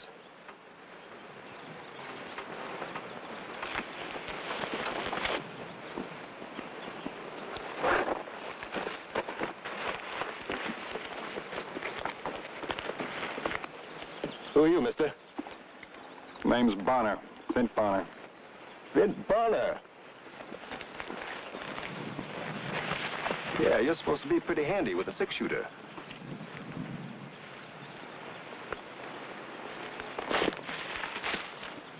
Too bad you won't get a chance to prove it. Thought we winged one of you back at the bank. That's right, you did. What happened to him? He's dead, just like Larkin. How did you know Larkin was dead? I don't know, I shot him. You shot him? Have you seen anything of his kid? Whose kid? Larkin's kid, boy about 13. I didn't know he had a kid. We think he's out gunning for the sheriff here. Sure takes after his old man, don't he? How do you mean? That was Larkin's trouble. That's why I got rid of him. He liked the gun too much. I know what you mean. Not much you can do with them after they get that way, is there? Ah, what's the difference? He'd have been killed sooner or later anyway. All I did was help it along. You did that all right. Me, I'm different. I don't enjoy killing the way Larkin did. We sure are glad to hear that. Of course, there are times when a man don't have much choice. Like now, maybe. My friend and I need fresh horses to break out of these hills. Traeger, I got a posse out scouring these hills. Only one way I know of getting horses and making sure you boys stay put. So, I guess I don't have much choice. No more than I had with Larkin.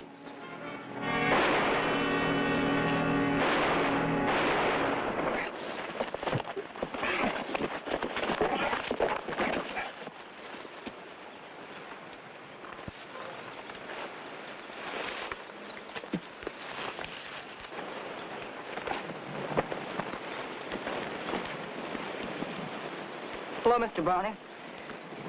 Sheriff. Hello, Rink. You been up there behind that rock all this time?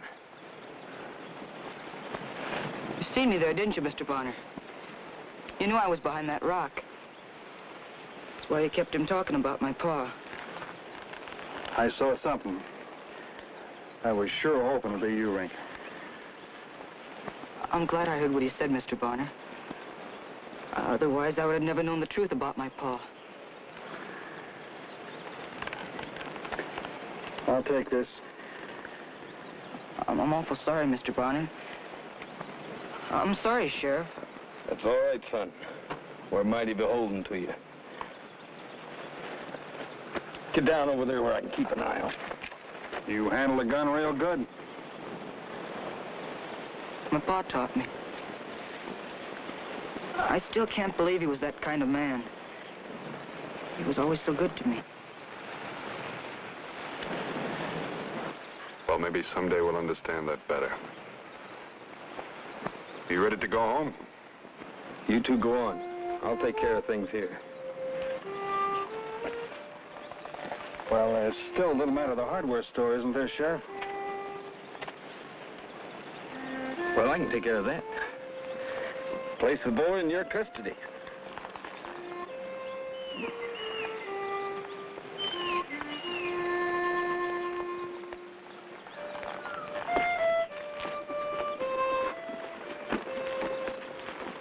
Rink, about this custody business, it's not permanent, you know.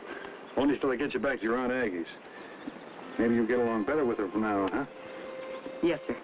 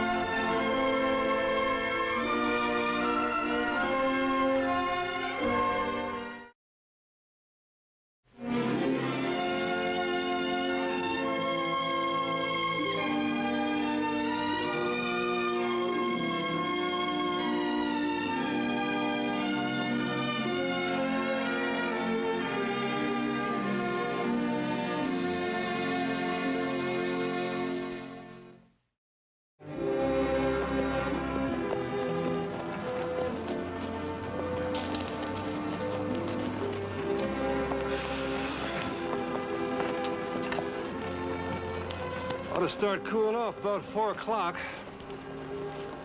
We only got about 15 more miles to go to Lead Creek. Yeah, I know. Why go to Lead Creek? Well, there's a job on the railroad there. Laying track to Salt Lake. in the boiling sun. Sure, if either one of us had any sense, we'd be lying up under a porch someplace cooling off. But then we get hungry. So I better find work before I get hungry.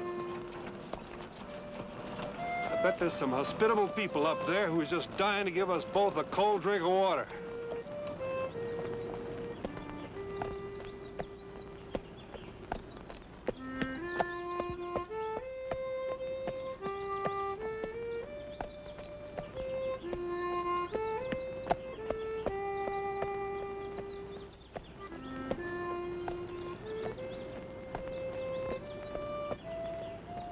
Anybody home? Anybody home? What do you want?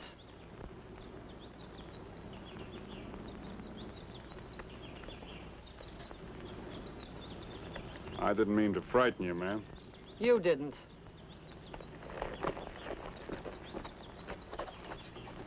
State your business, mister. My name's Bonner, ma'am. Well? Well, I saw your place from up the trail, and I thought... I got no handouts. See what you mean. All we wanted was a drink of water. Well, all right. Over there.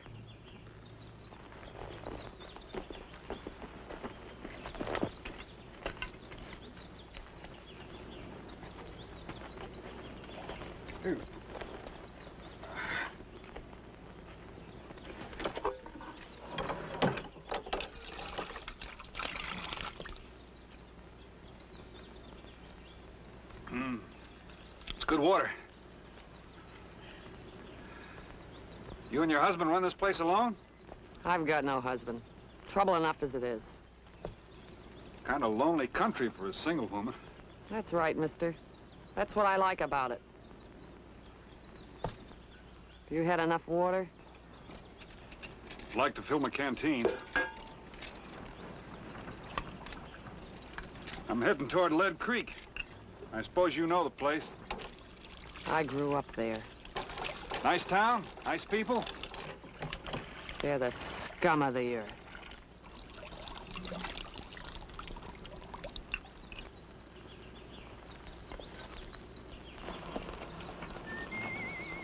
Scar, that lady back there wouldn't be so bad looking if she weren't so all-fired determined to be. Living out by herself in the middle of nowhere, suspicious and unfriendly. It's a hard thing not to like anybody, unless you first convince yourself that nobody at all likes you. And that isn't an easy job.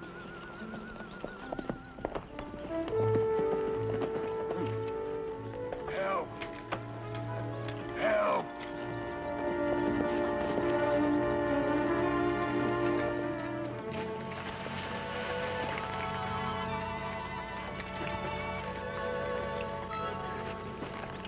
Had a little accident. Water? Sure.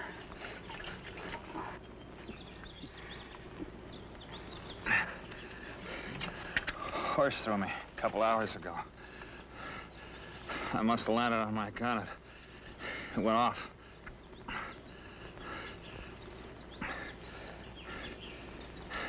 You're a stranger, aren't you? Just passing through. You need a good tight bandage on that. Did you see my pinto? Half moon on his flank? Put your arm around me. Put your weight on. My horse will get us to Lead Creek. Lead Creek? I'll never make it. It's the closest town. Cabin. I passed a cabin a mile west. I could ride a mile. Cabin?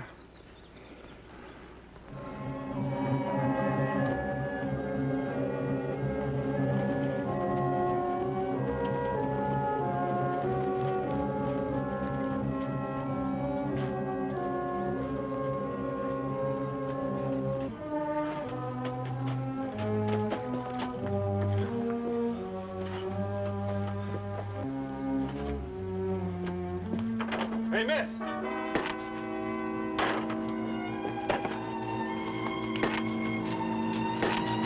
Miss! Where did you come from? Sorry to trouble you. You get thirsty again or something? I ran into a fellow down the road. Been shot up pretty bad. Shot? Yeah. It says his horse threw him and his gun went off accidental. Seeing as your place was nearest, Where is he? I left him on your front porch.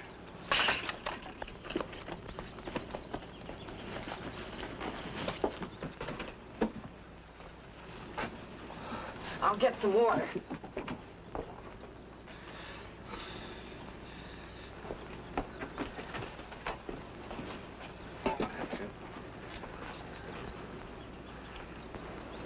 Do you know him? No. Why should I know him? I don't know anybody. I was just thinking, since he was in the neighborhood. I don't know everybody that passes by here. I don't know you, mister. Doing a nice job. Look, when I get to Lead Creek, I'll send out a doctor. There isn't any doctor at Lead Creek. Well, when I get someplace, there is one. There isn't a doctor within 100 miles of here. I'll look after him myself. That's very considerate, seeing as he's a stranger. Help me get to the house, will you?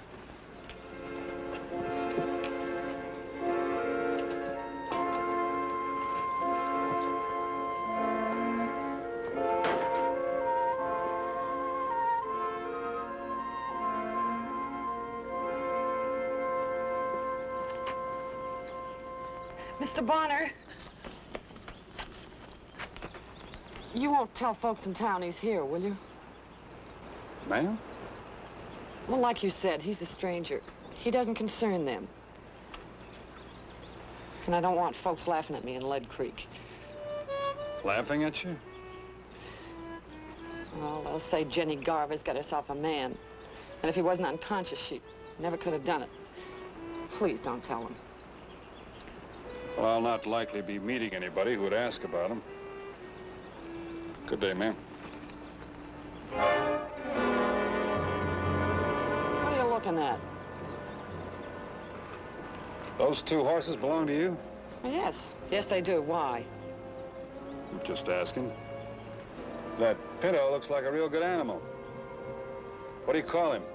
His name's Moon. There's a marking on his flank. It's like a half moon. I see. Well, I hope your patient doesn't give you too much trouble.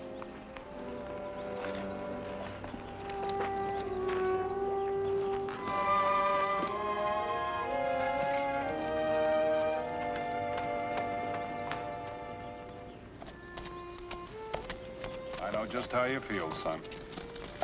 Back and forth, back and forth. It's kind of tiresome, doesn't it? Well, it's only 6 miles to Lead Creek, so it can't be too long now.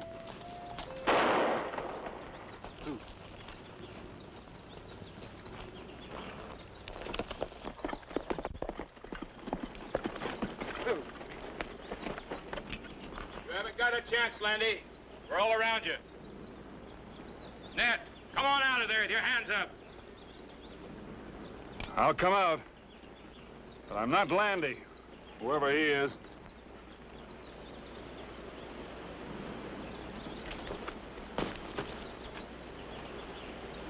Well, I'll be dad-blamed.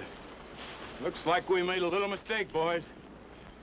I'm glad it was only a little one. We mistaken you for somebody else. What are you doing out here? I'm on my way to Lead Creek.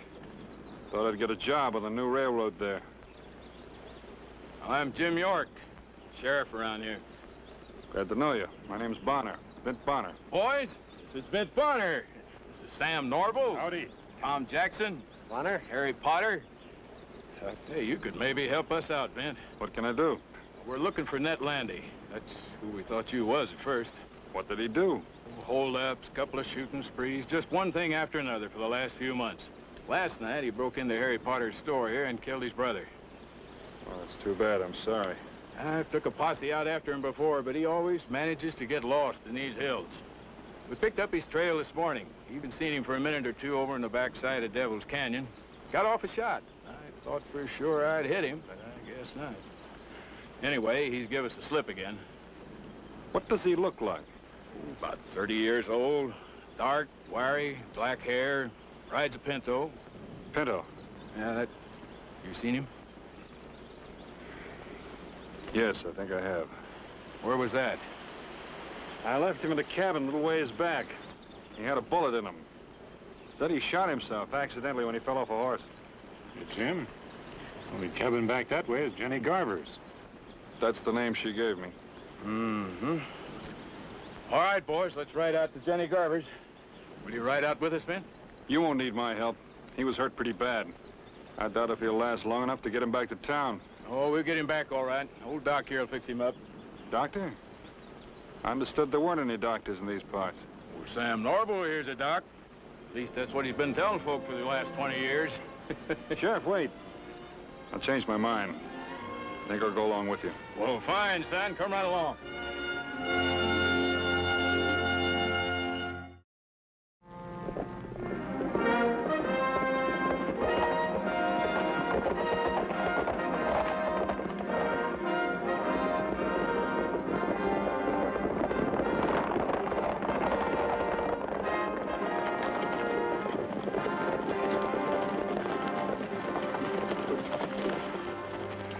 Landy's hit as bad as you say he is. There ain't no need of whipping the horses. Let's take a little rest, boys.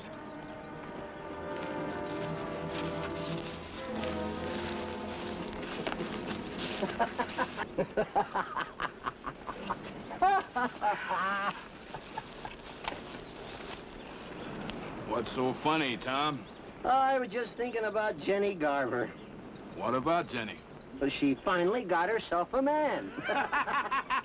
Yeah, but she ain't gonna have him long. Oh, Ned Landy must have been hit pretty bad not to stampede the first time he got a look at her. I'll tell you one thing. It'd take more than a bullet to keep me there. Something wrong with Miss Garver? Well, you seen her, didn't you? Yeah, I saw her. Well, ain't she just about the homeliest critter you ever did see? I'll admit she's no raving beauty. Lots of plain women get along just as good as the pretty ones. Sometimes how a woman looks depends on who's looking at her. Well, you just wait till you get a good look at this one, friend. Oh, I never thought Jenny's what you'd call downright ugly. I think it's just she was so darn big and awkward. She always was a fine girl, though. Yeah, I suppose she was. It's a funny thing about Jenny. Even when she was a little girl back in Lead Creek, she was always taller than the boys her age. And stronger, too. Except at running. The boys could always run faster. Whenever they seen her coming. It was a strange thing about her folks. Remember, Jim? They never would admit that there was any difference between her and the other girls. They used to dress her up in fancy clothes with frills and laces. Made her look twice as peculiar as she did already. Yeah, I remember. Her father used to take her to parties and square dances. He was always the only one that would ever dance with her. It was real pitiful. You know, I don't think there was a boy in town ever courted Jenny. Not one. Oh, now, you can't say that, Sheriff. You're forgetting Will Franklin that time. You know, I clean forgot about that. I wouldn't know the joke.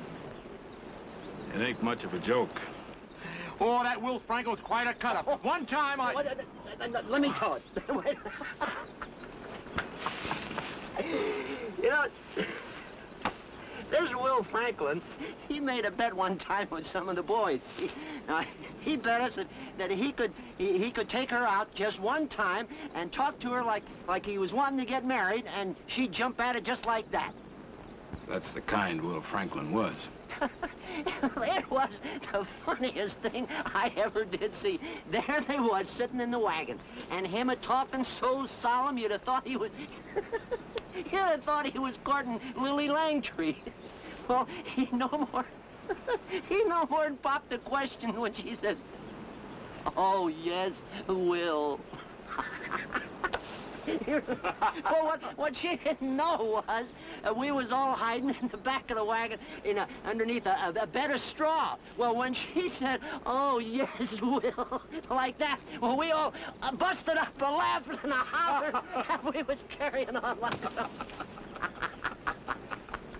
Seems to me that was right after her folks died, wasn't it? Yeah, it was about 5 years ago. She couldn't have been more than 20 at the time. It was right after that. She packed up everything and moved out here all by herself. I tell you, it was a dilly when we all popped up behind her in that wagon.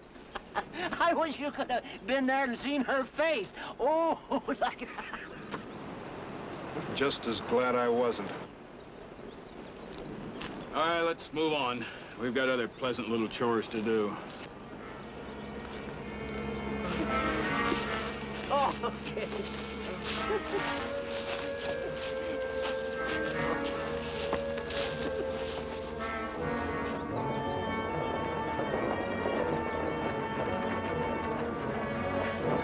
Better leave the horses here. Sheriff, Landy's not liable to give you any trouble. You never can tell. You may be feeling a little better by now. Not that much better. He's seen us. Guess he wasn't as sick as you thought. Hold your fire, Tom. Never be able to hit him from here. You suppose the Garver girl is all right? Probably just scared half to death. Well, looks like we're gonna have to rush him. That's gonna take some doing. Here's what we'll do. You and Harry, see if you can get to that fence down yonder. When you hear me fire twice, that'll be the signal for us to close in. Hold it. Look, if we go plowing up the front of that cabin, it's liable to get real messy around here. Well, you've been shot at before, ain't you? Not by preference. I don't exactly make it a hobby. What do you got in mind? There's a back door to that house. A couple of trees for cover, too. Landy'll be watching that back door. He's no fool. We could give it a try. All right. I'll go with you. No, I'd rather go alone. It's easier to hide one than two. Besides, I'm responsible for you coming up here without being more careful. You just give me some fire to cover my approach to that back door. All right, Vint. I'm not back in 5 minutes. Do it your way. 5 minutes. That's all the longer we'll wait.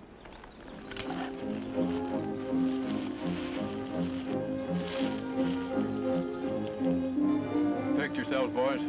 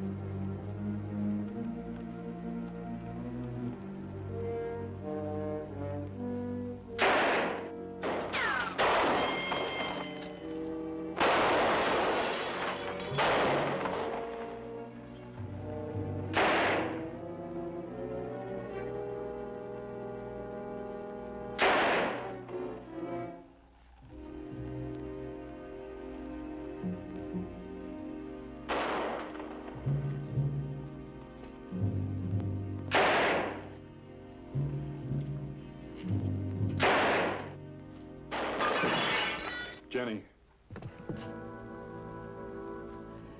You told them. You brought them here. I had to, Jenny. You had to. I could have taken him away somewhere. When he was just a little stronger. That's all I want, isn't it? To get rid of him? You could have kept on riding. Never given us another thought. Why couldn't you let us alone? Jenny, Ned killed a man in town last night. I don't care. I don't care what he's done. I'm going to stay with him as long as he needs me. You've kept him here all these months, haven't you? His pony knew right where to come. They're starting to close in on you, Jenny. You're not going to take him away from me. He's my man, Mr. Bonner, and he needs me and he loves me. No one's ever needed me before. No one's ever loved me before. He doesn't think I'm ugly. He doesn't laugh at me. Do you know, even my mother told me I was going to be an old maid. Well, I won't. We're going to get out of this. And he's going to take me away from here and we're going to get married. Jenny, listen to me. I won't listen. I won't let you or anyone else take him away from me. Not if I have to kill you. Ned can't use your help anymore, Jenny. He's dead. He was dead when I came in the house. Oh, you're lying to me.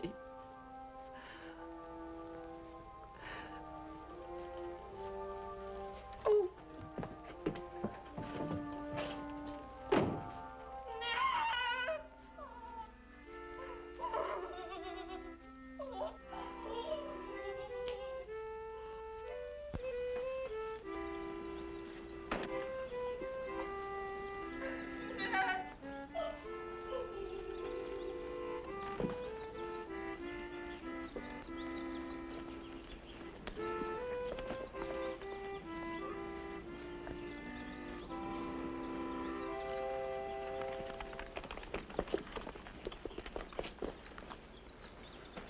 He's dead.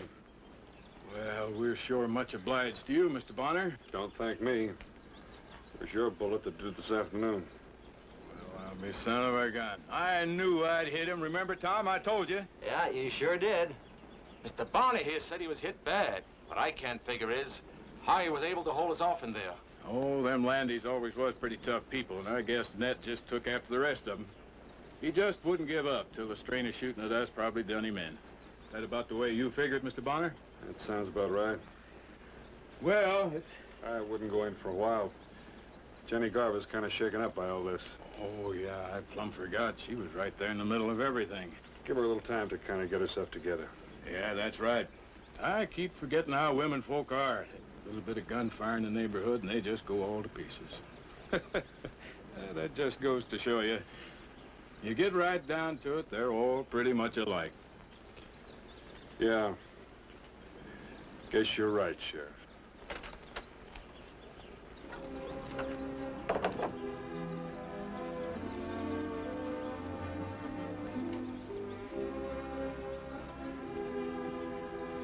Are you all right, Jenny? I will be, Mr. York. Sure you will, Jenny. All that shooting's bound to get on a woman's nerves. This ain't no place for a young girl, Jenny, way out here. That's right. You ought to move back where you'll have some neighbors. Thank you, Mr. York. But I won't be going alone.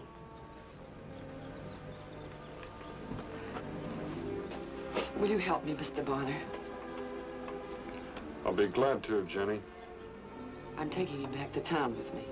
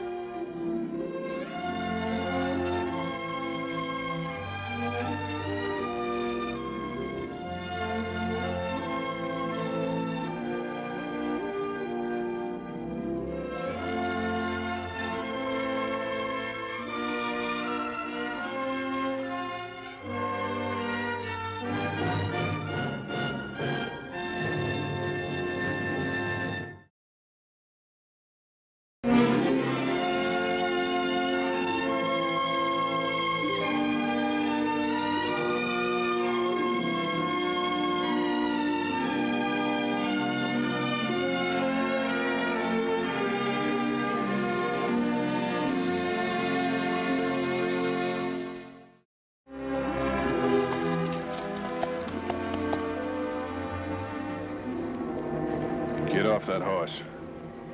I said get off that horse. That's better. Now I'll just relieve you of all that folding money you're carrying. I said give me the money, mister. I'd just finished 3 months' work at the Winslow spread. And though the pay was the best in the state, my heels were beginning to itch, so I was on my way to the Copper Springs Bank to get my check cashed and move on. Handsome-sized check, too. $67. Copper Springs was generally one of the quietest towns you ever saw. But today it looked and sounded like a kettle just before coming to a boil, shaking and humming all over. Couldn't help wondering what all the excitement was about. Can you believe it, Mac? Sheriff Hempel capturing the Wyoming kid. Well, the sheriff didn't exactly capture him, Ollie. Well, then who? The way I understand it, the posse just sort of stumbled onto the kid. After coming down the long trail from Fort Drexel, Scar could use a good feed and some water, while I took care of my business at the bank. He was stretched flat in a grove of sycamore down by 10-Foot Creek. When they brought him by my house in the morning, he had a bullet in his shoulder, and he was still out cold. Out cold? Bank isn't open yet. So I see. Sheriff say who shot him and left him lying there? That's what I'm trying to tell you. No one seems to know. 9 o'clock. All I can say is that he was in good health yesterday when he rode out here with $2,500 of my money. Cash a check. Excuse me, please, sir. All right. I'm sorry. All right. Good morning, Mr. Hoffman, Mr. Hawkins. I'm sorry I'm late, but excuse me, please.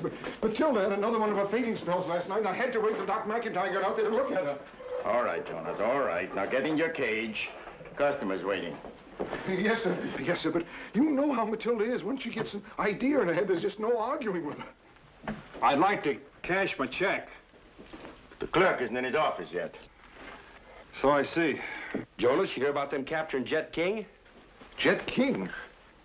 The fellow who held us up yesterday, the Wyoming kid. His real name is Jet King. Sheriff says he found him down near 10-Foot Creek, all shot up. Take a mighty big man to stand up to Jet King. And there's up to 10 graves that'll testify to that. Look, I haven't got all day. If you'll just cash my check, I'll be on my way. What's your name, mister? Bonner, Vint Bonner. You say Vint Bonner? What's the matter, Mac? Why, he's a six-shooter, Ollie. What? Ain't that right, Mr. Bonner? I've been called that. I guess we don't have to do any more wondering who shot the Wyoming kid. Excuse me, sir, but I have to check my daily ledger.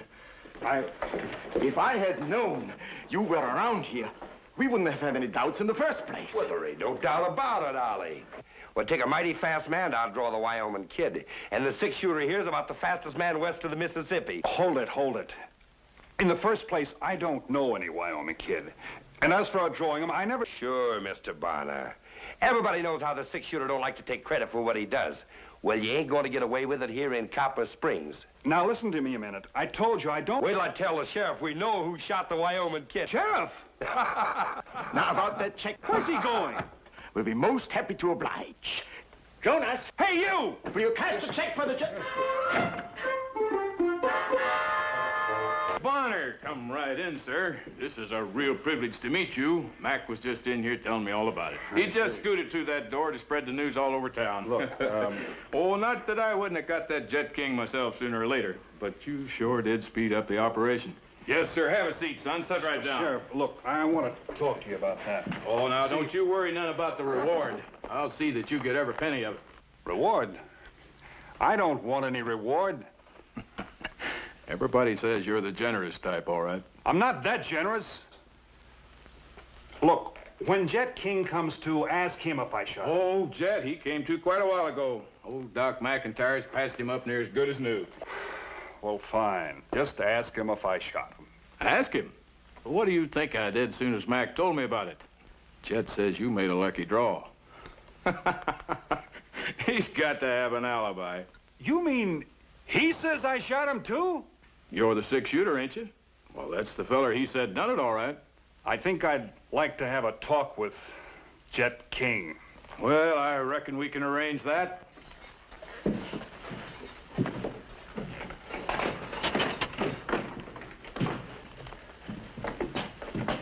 Jet? Huh? This here the fellow who shot you? We going over that again, Sheriff? I told you who'd done it. Yeah, I know, but Mr. Bonner here, he kind of disagrees with you. I sure do. You do, huh?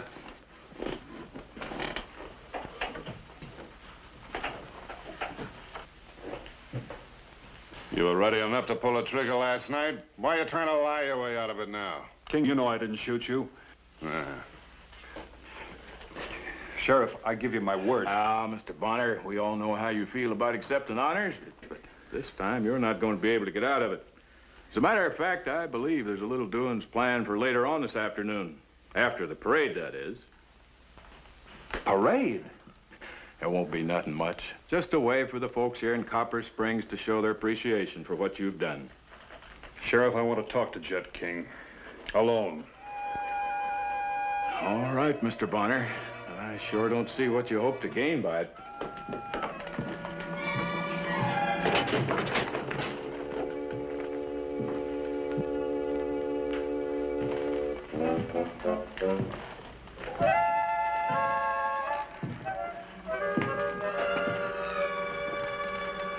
All right, King. What are you trying to pull? I hear there's a pretty big reward out for me. You know I'm not entitled to that reward. As long as I keep saying you're the fella, you're the one's going to collect it. I'm doing you a favor. Of course, it's just between the two of us now that I see you real close up. Just might have been somebody else. Must have been a real fast gun. He wasn't. I mean, I'm fast, too. Plenty fast. No matter how fast you are, there's always someone a little bit faster. Not too many, Bonner. Maybe you, one or two others, but not too many. Oh, sure. But, you could be getting a little old, slowing down a bit. Slowing down? I'm just as fast as I ever was. You think I'm gonna let folks know that I was outdrawed by a little runt with gray hair?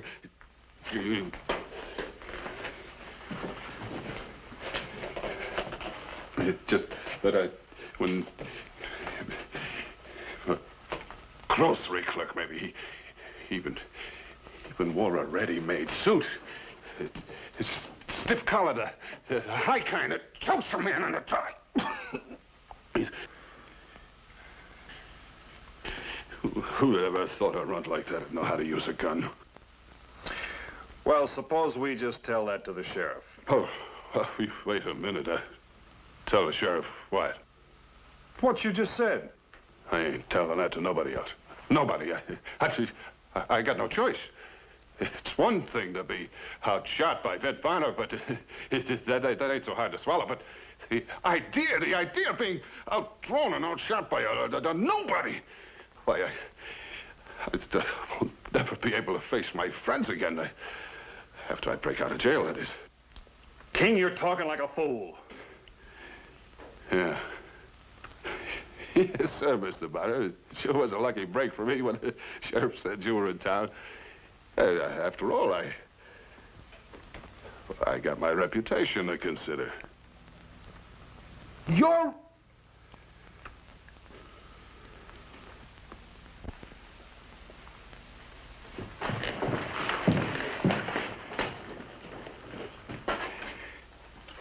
Your reputation. Sheriff! Everything all right, Mr. Bonner? I'm getting out of here.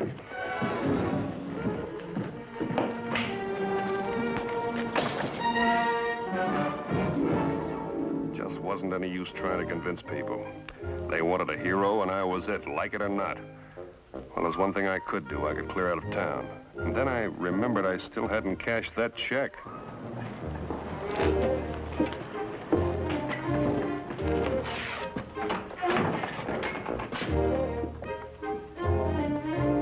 What was it King had said?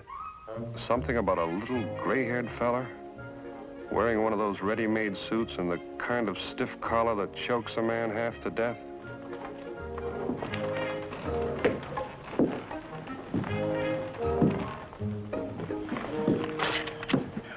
Oh, yes, sir. Is there anything I can... Why, it's Mr. Bonner. That's right. Why, you certainly stir up a lot of talk, Mr. Bonner. I seem to. Mr. Hoffman just stepped out for a few minutes. Of course, if there's anything I can do for you. You're all alone, huh? Well, things are kind of quiet this time of day. Wasn't that way when I was here this morning. As a matter of fact, in all the excitement, I forgot to cash my check. I thought maybe you'd do that for me. Oh, well, oh, of course.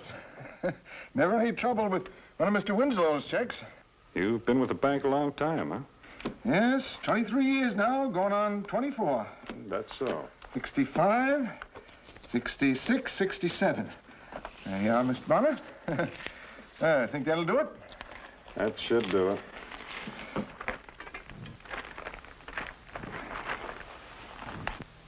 Would there be anything else, Mr. Bonner? Well, there is one other thing. I was just over to the jail. Had a long talk with Chet King. You did? And he told me all about the shooting last night. Well, must have been very interesting. Well, excuse me, I have to get back to work. And he gave me a description of the man who shot him. You know what? That description fits you right down to that white collar you're wearing. Now, isn't that strange? Oh, yes, it is strange. Very, very strange. And what's more, you're just about the only man I've seen in town that the description does fit. I'm afraid that I don't understand you, Mr. Bonner. Well, I'll just go over and have a talk with the sheriff about it.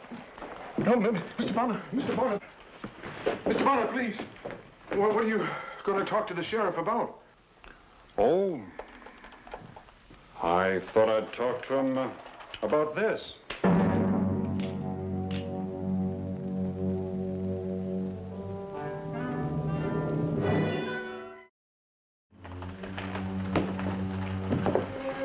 Now, suppose you tell me how you shot Chet King. Well, I was late. I was late for dinner. I was out at the Widow Tolliver's on business, and I knew that Matilda would probably be a little worried if I didn't show up soon. So...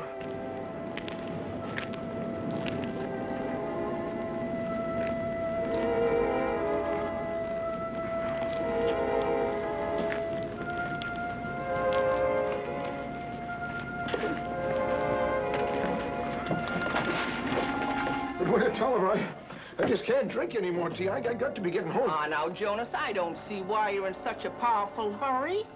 But Tolliver, you know Matilda has supper on the table at 4:30 sharp. Here it is nightfall already. Well, she's just as likely as not to have another one of her fainting spells. Fainting spells? Oh, now, what kind of a way is that to get a man to mind? Why, when my Clarence was late for supper, Lord rest his soul, I'd just lean over the table and clop him right in the chops. Oh, well, good night. Good night, Widow Tolliver. You got a gun on you? Gun? You mean you're taking my money to the bank without a gun on you to protect it? Protect it? But I don't need a gun. Now, you wait right here. I won't be but a minute. But Widow Tolliver, I don't need anything. I'm just going to... I'll have you know I've been with the bank 24 years now, and I've never lost a single solitary cent. I wouldn't care if you was with the bank 100 years, Jonas Pilgrim. You just take this. Ooh. That's my money you're carrying. Well, good night. Good night, Jonas.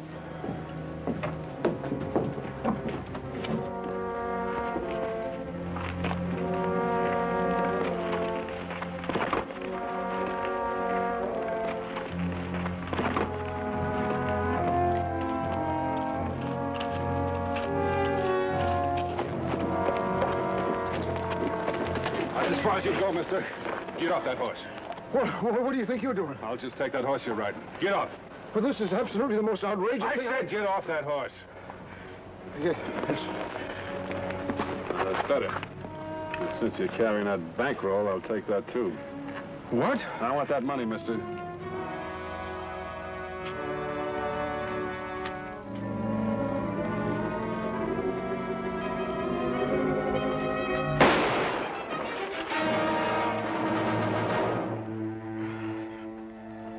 That's exactly the way it happened, Mr. Bonner. I didn't intend to. I didn't even know who he was. I wasn't here when he held up the bank. Well, no telling what would have happened if you had been. It all happened so fast. I mean, the way this fella came at me out of the dark, grabbed my horse, pulled his gun. Oh, I just shouldn't have done it. I don't know what got into me. Now, don't tell me you're sorry you shot a man like Jet King. Mr. Bonner, Well, the fact is, I'm a married man. What's that got to do with it? Matilda, that's my wife. Well, Matilda's kind of particular about things. She's terrible particular about me, for instance. That's why I gotta wear this doggone collar. Well, I'm sorry, Jonas. I still don't see... But, Mr. Bonner, don't you see, if Matilda thought I even so much as touched a gun, why... I don't think she'd ever let me out of her sight again. Well, it looks to me like you take care of yourself pretty good. Well, as a matter of fact, I have had some experience with a gun. I don't know. I guess it was just some old instincts coming out in me. First thing I knew, there he was, lying there in the dirt. You mean you used to be a gunfighter? When I come out west, fella had to be able to shoot his way out of a spot or two if he wanted to stay alive. For instance, once when I was...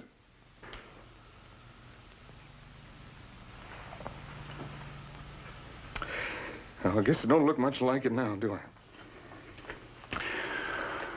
Well, Jonas, every man's bound to do a certain amount of aging. Yeah?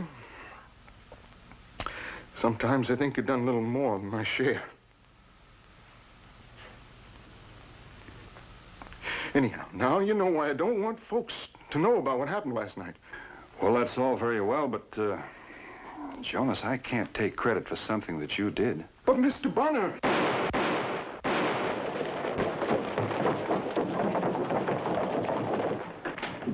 Mr. Bonner, Jet King just broke out of jail. Yeah, he must have had a friend or somebody help him. Sheriff is getting a posse together. Wants you to join it. Look here now. Sheriff figures they are heading toward Bedwater Falls. I'm sorry, I won't be able to oblige. Well, why not? You already captured Jet King once. Let's just say that once was enough. Which way is Badwater Falls? South! Due south! I'm going north, due north.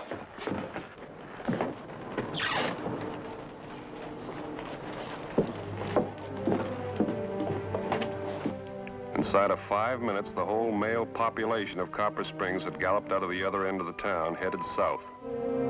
I guess that made Jonas Pilgrim and me the only two men in town who hadn't run off with a posse. Not that I was especially glad that King had broken jail, but they were bound to catch up with the Wyoming kids sooner or later. From the looks of it, seemed like the man who ran the stable had run off with the others, but I'd already paid for Scar's keep, so...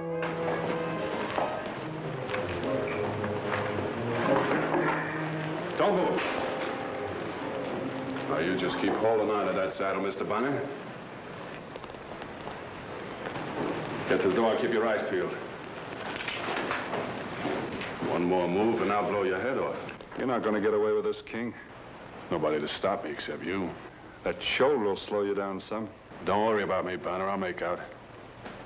I'm taking your horse. There are other horses. Not as good as yours.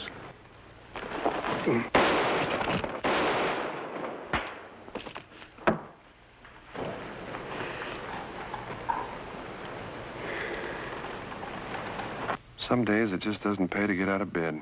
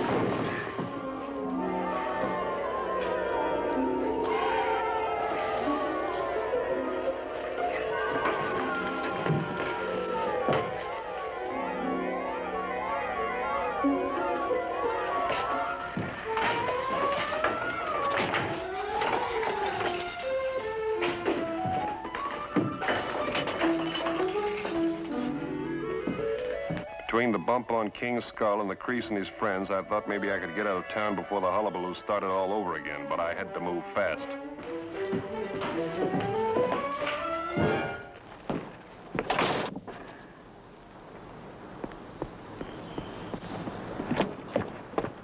Oh, Mr. Pilgrim. Oh. You through for the day at the bank? Oh, yes, we close at 4 o'clock sharp. And I'm away home now. I wonder if you'd mind doing me a little favor. Put off your supper for a while. Till the posse gets back, that is. Well, what for, Mr. Bonner? Well, you see, the sheriff left with the posse, and there's no one watching the jail. I don't see what difference it makes. Jet King was the only prisoner, and he's escaped. Well, now, you never can tell, Mr. Pilgrim. Suppose someone was to break in. They could do a lot of damage. You can't tell what important papers the sheriff might have in his files over there. Oh. Well, it seems to me the sheriff should have locked up before he left. Oh, no, I'd never leave the bank like this, not if my life depended on it.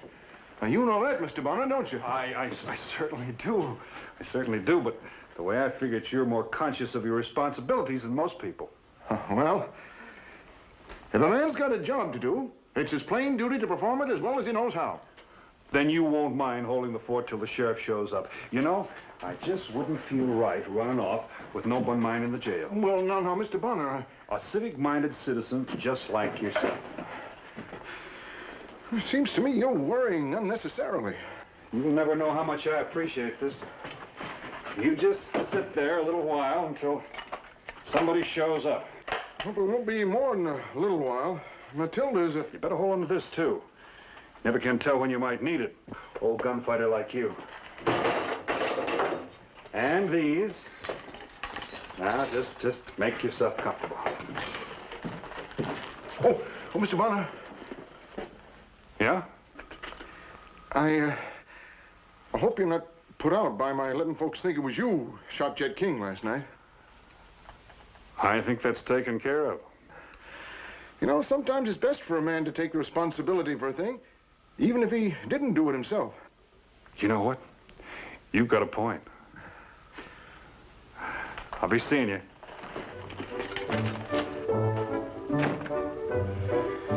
Sure was nice riding out of Copper Springs with $67 in my pocket. Though I would have given a good part of it to have seen the expression on the sheriff's face when he... Oh.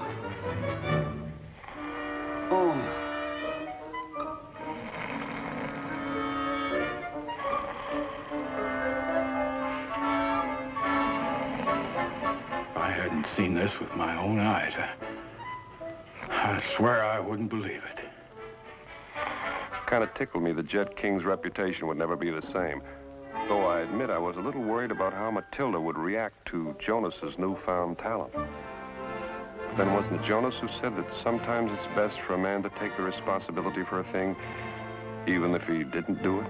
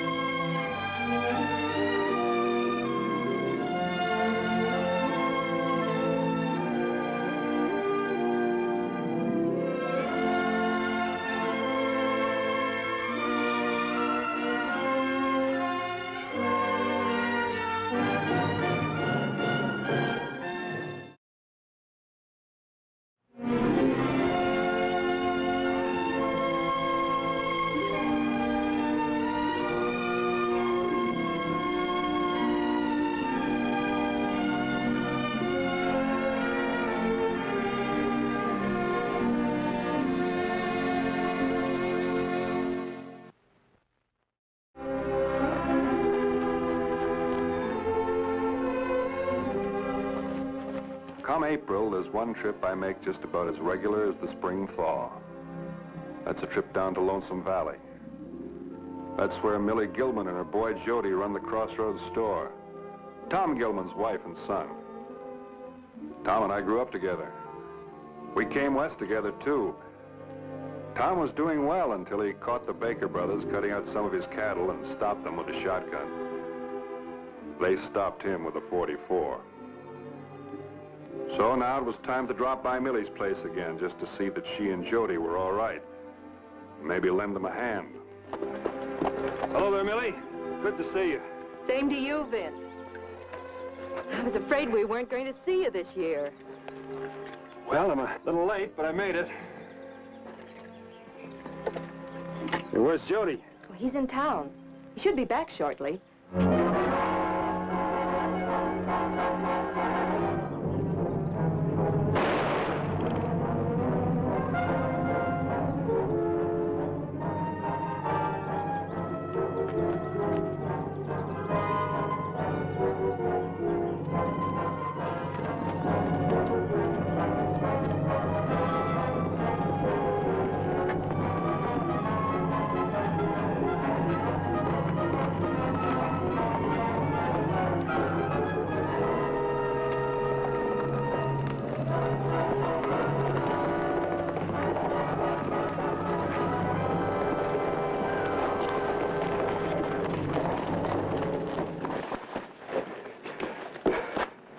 Jody, you know better to treat a horse like that. Your pa taught you better, so did I.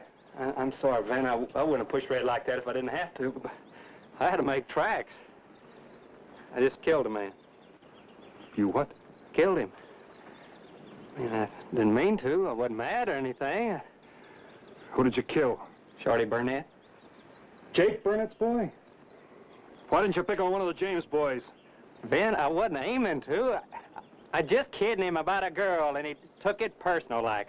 So we went behind Morgan's barn, and first thing I knew, he drew on me. That explains everything. I don't know how it happened. He's so fast. He drew, and I drew, and I beat him. I see. Shorty, he's faster than a lot of men, but I outdrew him. He went for his gun, I went for mine like this. You young fool. Don't you know you can't settle anything with a gun? I ain't a kid no more. You got no right to tell me what to do. I killed my man. Jody. You certainly did.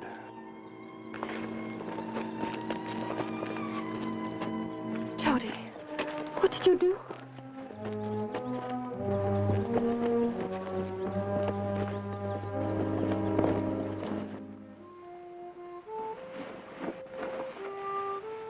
Do you know what you're doing, Jody?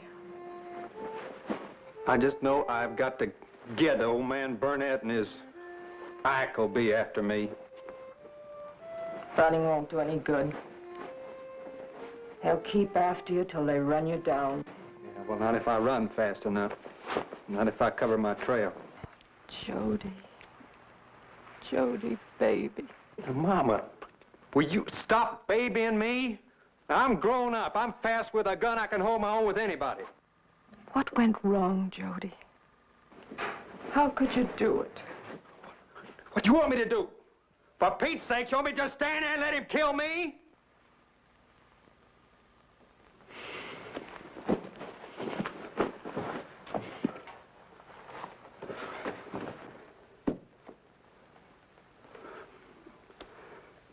Well, I'll send word to you when I get where I'm going. Oh, Jody, Jody, where are you going?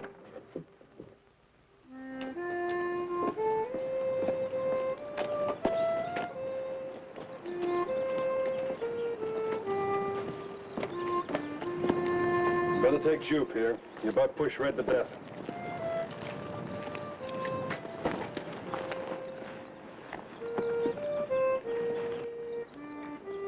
I don't like to give you this, but I suppose you'll be needing it.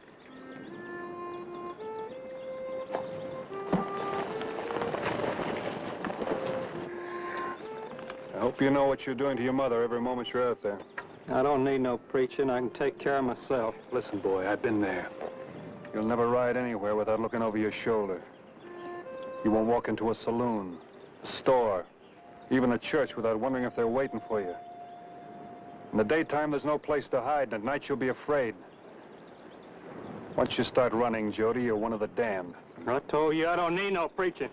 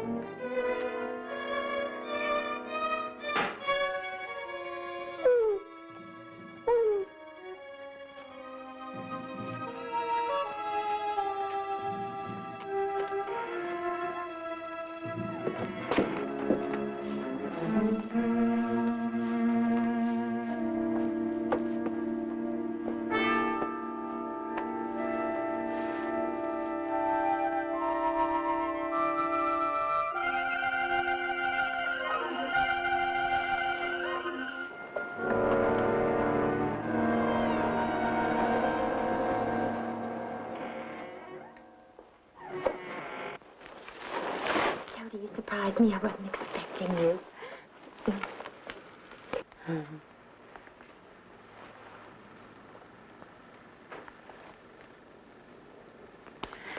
Sam? Will you come away with me?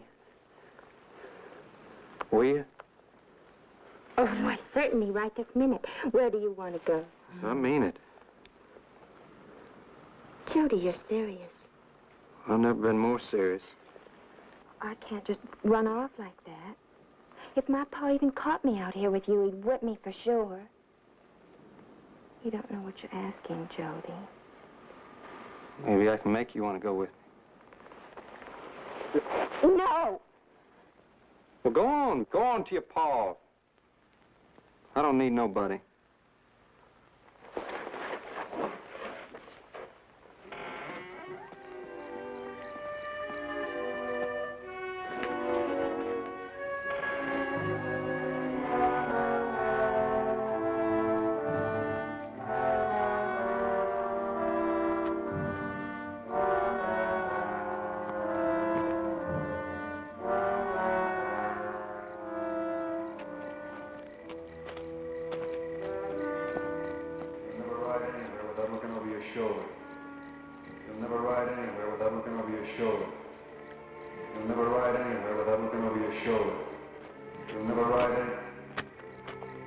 Once you start running, Jody, you're one of the damned.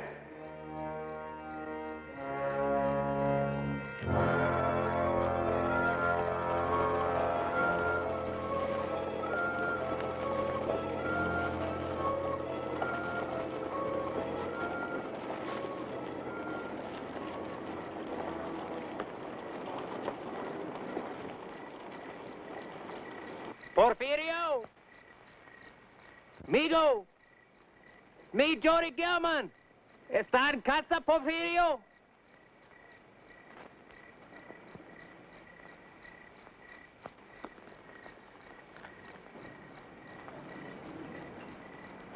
Porfirio? Hey, it's me. Hey, Jody Gilman. Jody! Jody, muchacho! Why do you wait so long to come visit Porfirio? Go inside, hijo. I'll take care of the horse.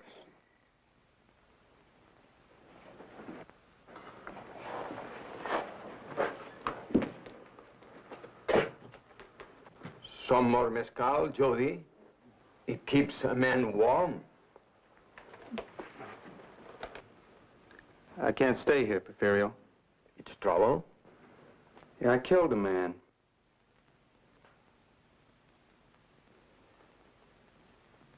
You kill him in hatred?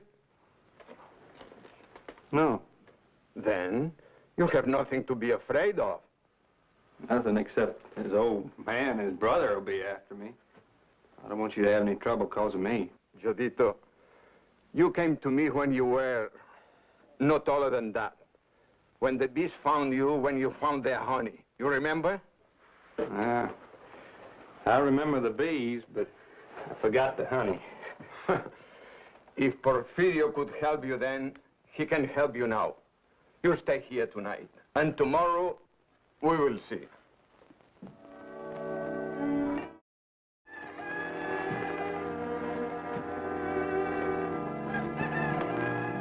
You could have helped him. Billy, Jody's facing a man's problem. He'll have to face them all the rest of his life. Maybe I could take care of this one, but who'd take care of the next? First Tom, now Jody. All because of guns. I hate guns.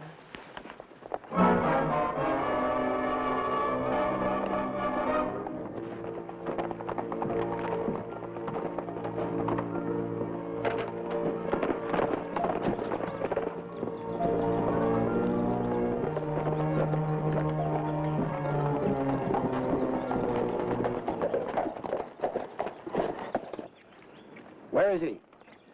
That sidewinder who killed my boy. Right out of here, Burnett. I'm sorry about your boy, but it was a fair fight. I'll show him a fair fight. Shut up, Ike. Listen here, partner. That boy of mine was faster than most men in the territory. If Jody killed him, he backshot him. If you believe that, go see the marshal. Let him settle it. Yeah. No Burnett goes crying to any marshal. I'm asking you again. Where's the boy? Let me find out, Paul. I'll get it out of him. Don't be a fool. He'd just soon gun you down as look at you. Now listen to me, Burnett. Both of you. That boy of yours was a bully, and he finally got what he was asking for. You've come here looking for a killing. If you don't ride out of here, there's gonna be some. I can't put it much plainer than that. He murdered my son, Bonner. I'm gonna get him for that.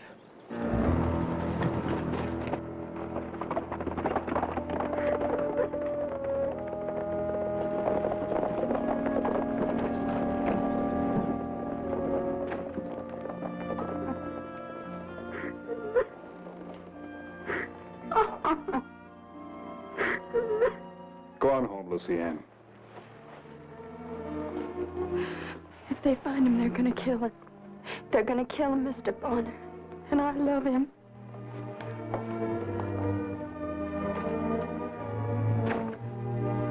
He's my baby. He's all I have.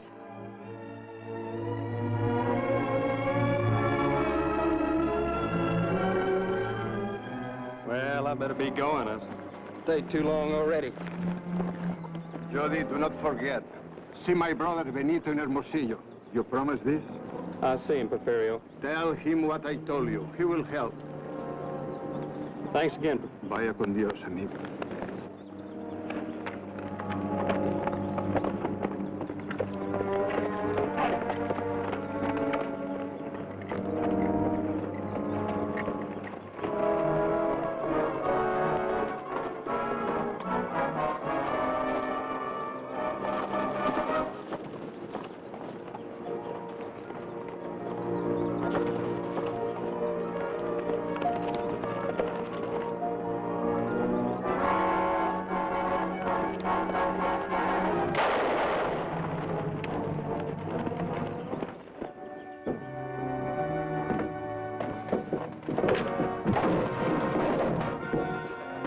Where's the boy?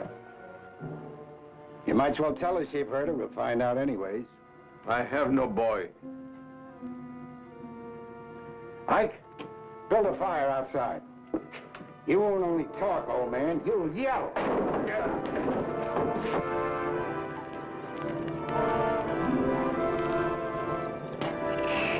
About ready, Paul.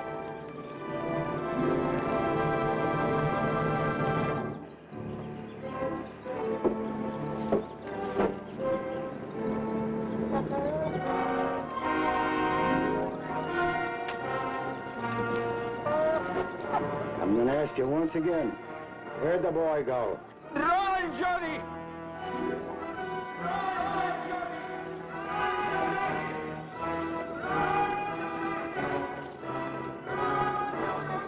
Porfirio.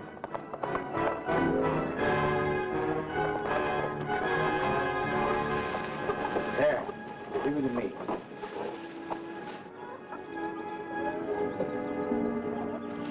Run, Johnny!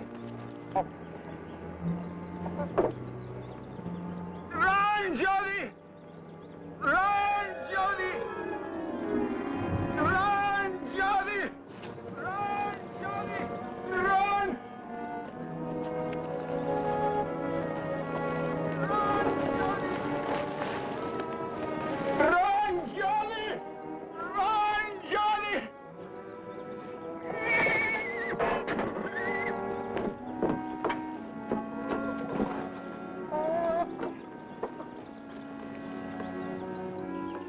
Come on out, or the old man is dead. Burnett, I'll make you a deal. You let Porfirio go and I'll come out. No, no, Johnny! Do not do it! Run! Run! Throw that gun out where we can see it, boy. You let Porfirio go first. Throw that gun out first.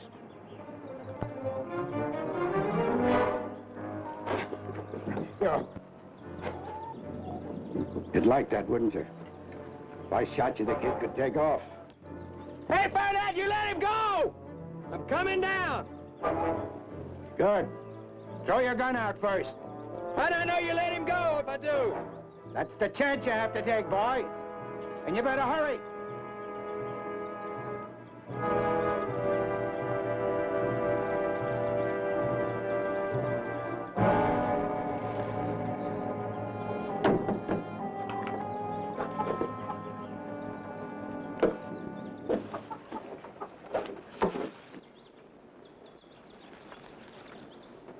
See, boy?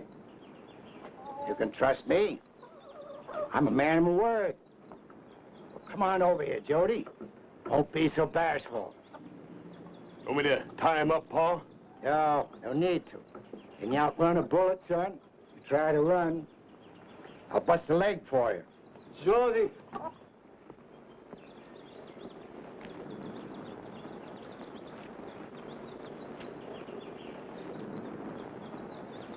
Ike.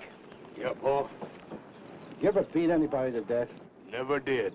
How long do you think it'd take you? Not long, Paul. Take your time. Take your time. We got all day.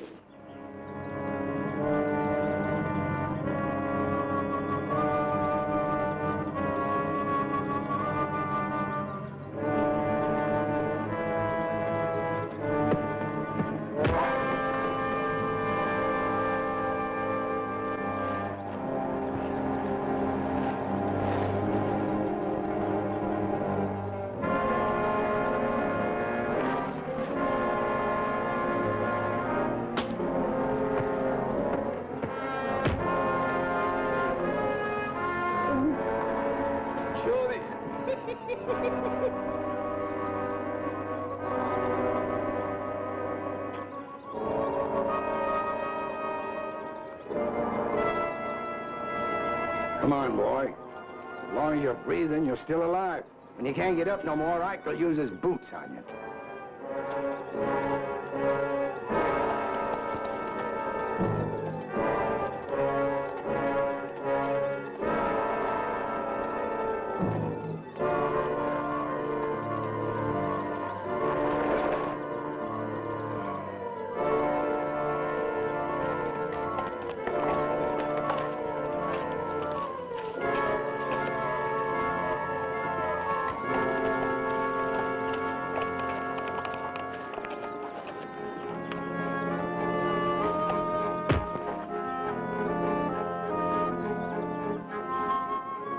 Paul.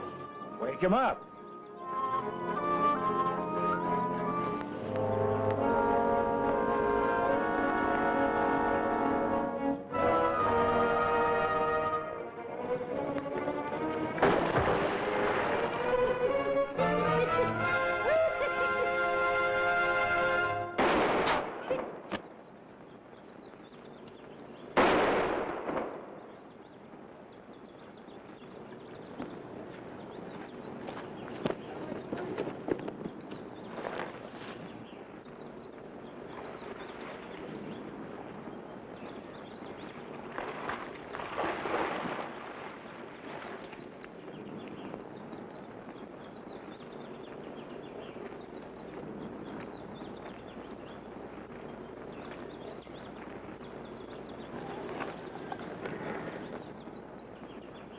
Ferrio, you able to hold it?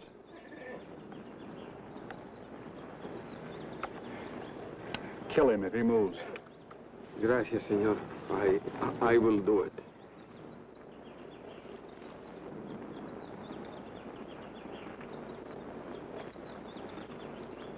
All right, big man. I'm a little more your size.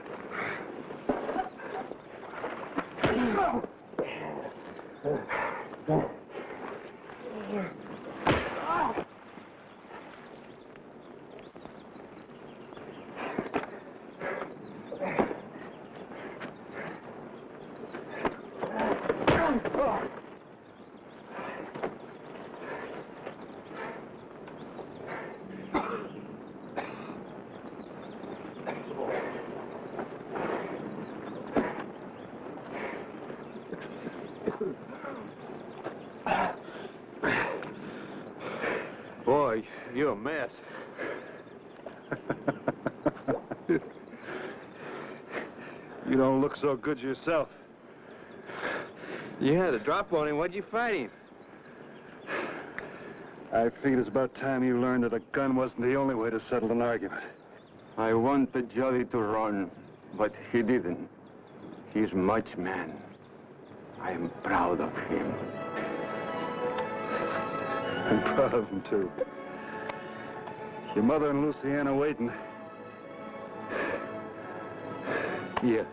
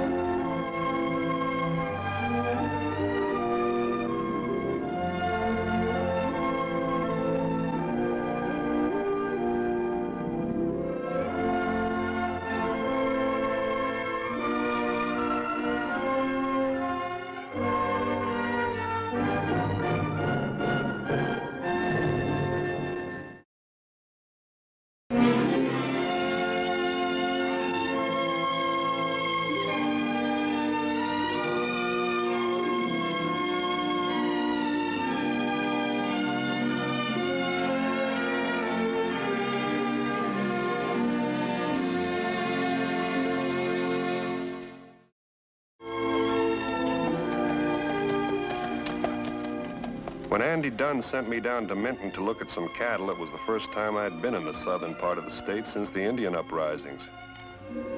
It's beautiful country down that way, but mighty empty and mighty lonely.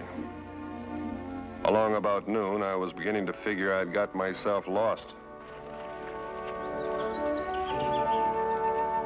The sign said Minton, all right, but it didn't show which way. I looked over, and Scar was headed southeast, so that's the way we went.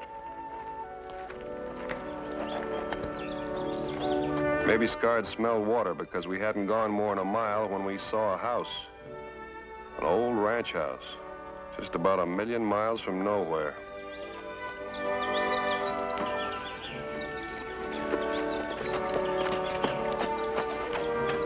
Hello? Anybody home?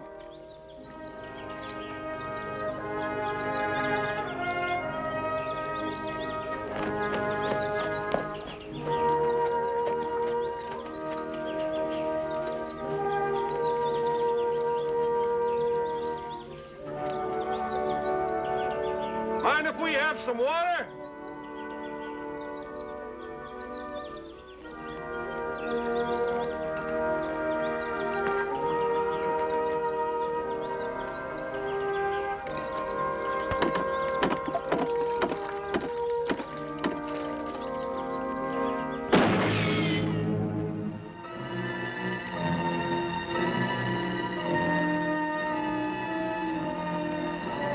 All right, if you're so stingy with your water.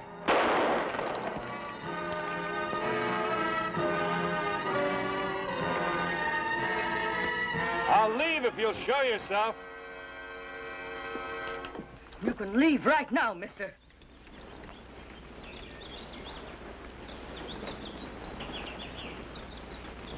Well, now, just a minute, ma'am. I mean it. Strangers are not welcome here.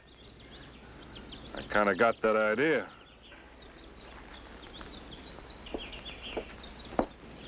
I don't mean you any harm, ma'am. What are you doing here? I'm on my way to Minton. You came the wrong way. I know, but the sign was down at the fork a ways back. It'd be closer for me to go ahead than to turn back, wouldn't it? Mister, I don't care which way you go, just so you go. I'll go. I'd feel a lot safer if you'd put that gun down. You don't have any cause to shoot me, ma'am. I'm on my way to Minton to buy cattle. My name's Bonner, Vint Bonner. Vint Bonner? Were you ever in the Army? Yes, ma'am. I served as a scout with the cavalry, but that was some time ago. I think I've heard my husband speak of you. I'm Hannah Guilford. General Guilford's wife? I knew the general. I was with him at Fort Clark just before... I realize I've been rude, but I need someone to help me. I'll do what I can. Then I wonder if you could stay here for a while. Oh, I won't keep you long. Just have a meal with us and talk. It would do the general so much good. Oh, ma'am, the general was killed. I know he would be pleased to see an old friend. You can't imagine what it's like to be alone all the time. I'm sorry, ma'am. I just don't understand. I thought... You thought the general was dead. I know. That's what everyone thinks. But it isn't true. But the Fort Clark massacre... General Guilford was not killed at the Fort Clark massacre. The Cheyennes slaughtered the garrison down to the last man. They did not kill my husband. Don't you think I ought to know? I'm sorry, ma'am. It just doesn't seem possible. I thought you'd understand. But you're just like all the others. I'm sorry.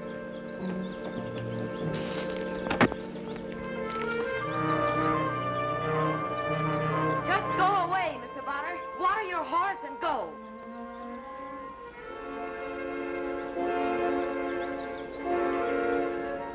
When I got to Minton, I knew I had to locate Joe Kennedy, the cattle dealer.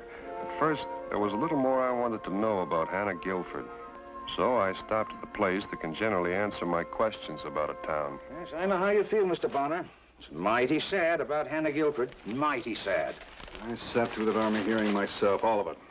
Not one man got out of the fort alive. Well, everyone in Minton knows that. Everyone except the general's widow. Well, can't anyone make her understand? Yeah, people have tried. I've tried. Yeah, she just flies off the handle, just like she did with you. Bob Price there works for Joe Kennedy. Took a shot at you, did you, mister? Guess old Hannah's back on the firing range again. Well, I don't think it's that funny, friend. Well, we were warned to steer clear of Widow Guilford. Reckon you should do the same. You looking for Kennedy? Yeah. Know where I can find him? Keeping out of Hannah's range. Kill it. Yes. Town has to have someone to laugh at. Hannah Guilford is a good target. I guess I'm about the only person she sees now. I go out there every month or so and take a load of provisions. I said to her, I said, look, Hannah, if the general is alive, let me speak to him. Show me. Yeah, and she'd try. Poor woman would take me into the house. There wasn't another living soul within miles of that place. Not a single living soul. Best thing for me to do is to get my mind on something else. See about the cattle I'd come for.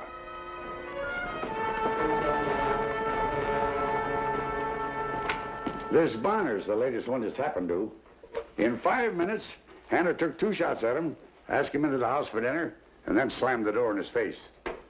I think I've got a right to know, Sheriff, just what you're going to do about her. I got no ground to do anything, Kennedy. You know that.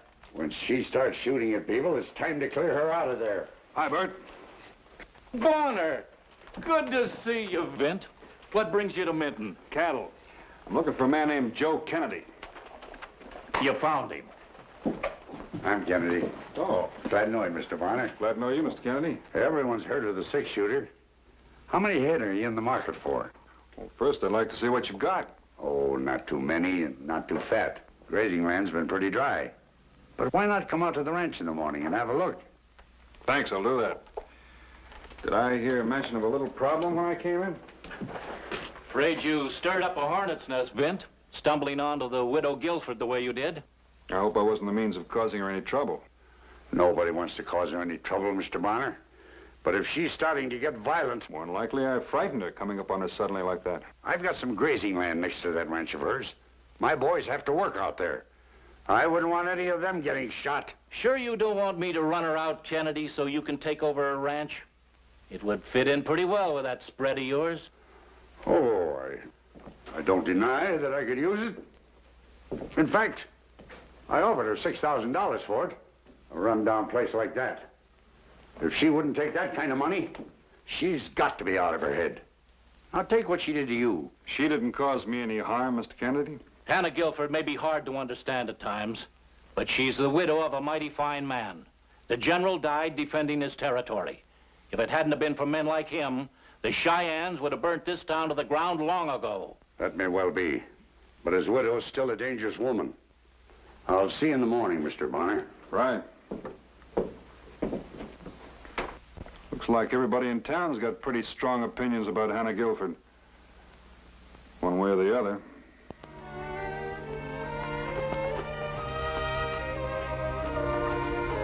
I didn't know exactly what I thought I could do, but before seeing Joe Kennedy in the morning, I wanted to have a talk with General Guilford's widow. I figured she'd heard me ride up.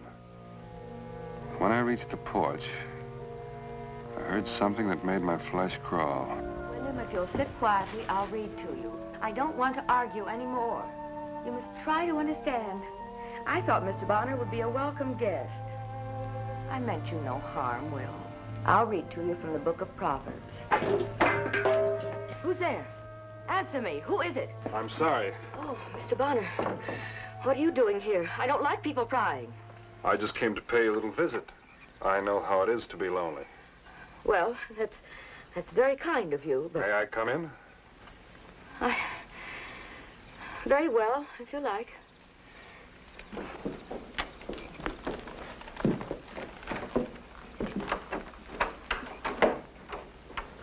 It's plain, but it's my home. I see.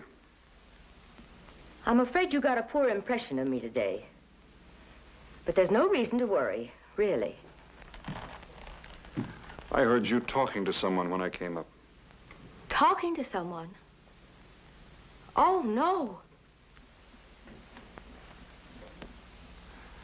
I was sure. You heard me reading.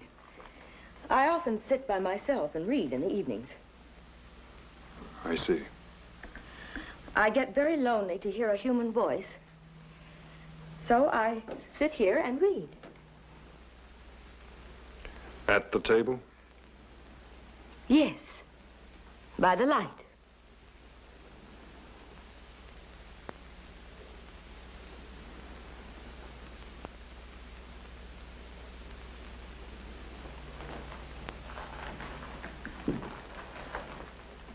Don't you believe me? Yes, ma'am.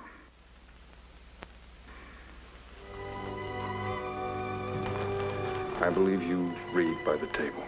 You see, there's nothing to worry about. I'm perfectly all right.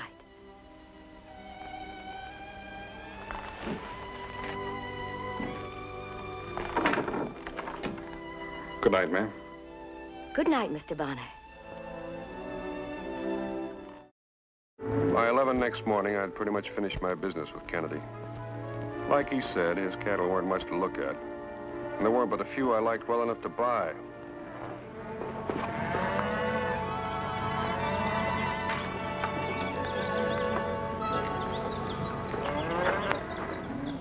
How do they look to you? I can use about 50 head. 50? That's about it. Andy and his men will be along in a few days to drive them north. All right. But it's hardly worth the trouble. What's this? Looks a little like a posse. Maybe that's just what it is. Who are you after? General Guilford's widow. Don't you think that Now, look, Bonner. This don't concern you. You don't have to work out there. My men do. You can forget about it when she threatened you with a gun. We don't intend to. I was out there last night. She seemed fine. We've had 5 years of it. Time we put a stop to it. Don't you think that's a job for the sheriff? Bert Jessup won't raise a finger. It's up to us. And Hannah Guilford. We're not going to hurt her. All we intend to do is to send her somewhere where she'll be cared for and not bother anybody. Where's that? The state home up at Capital City. And nobody's going to stop us.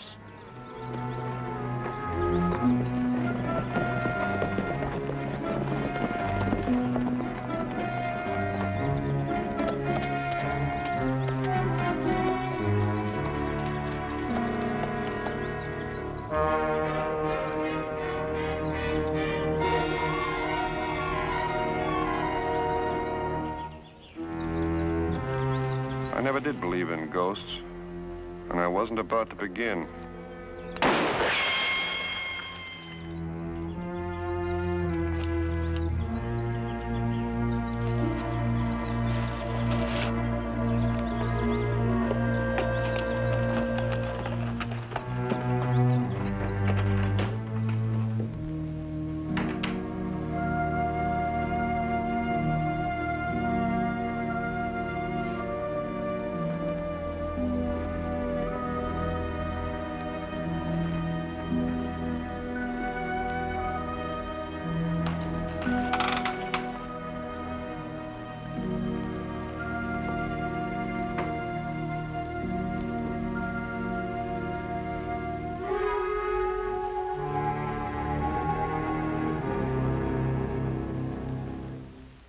Please don't, General. You're Vent Bonner, aren't you? Why couldn't it have been someone else? Why did it have to be you?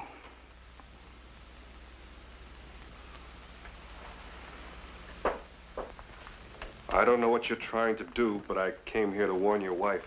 Warn Hannah? Yes, there's trouble coming. I thought she ought to know. Well, there was no... Mr. Bonner, why can't you leave us alone? I don't mean to bother you, ma'am. It's all right, Hannah. It was bound to happen sooner or later. Well, it's for the best. Don't you see that? I don't know. What are you going to do with us? I want to help you. There's some men coming from town to do what?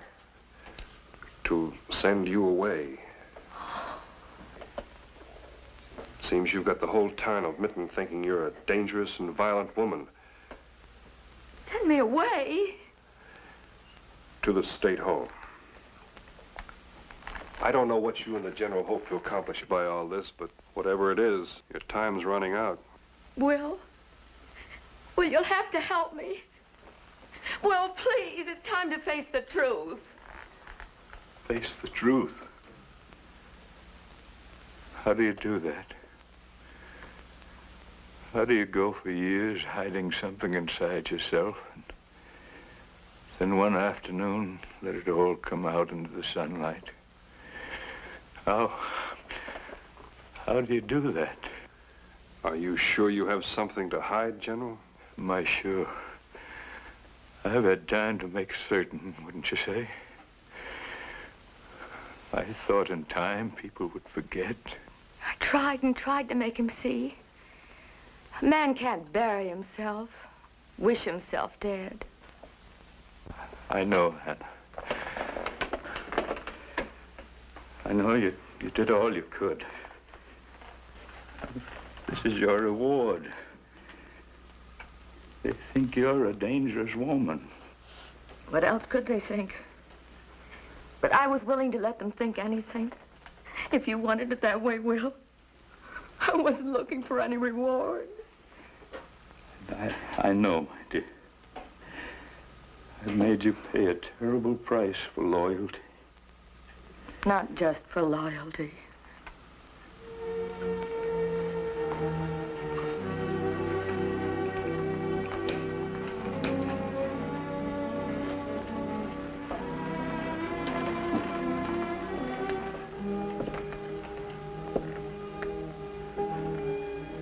I know you wondered my reasons for all this.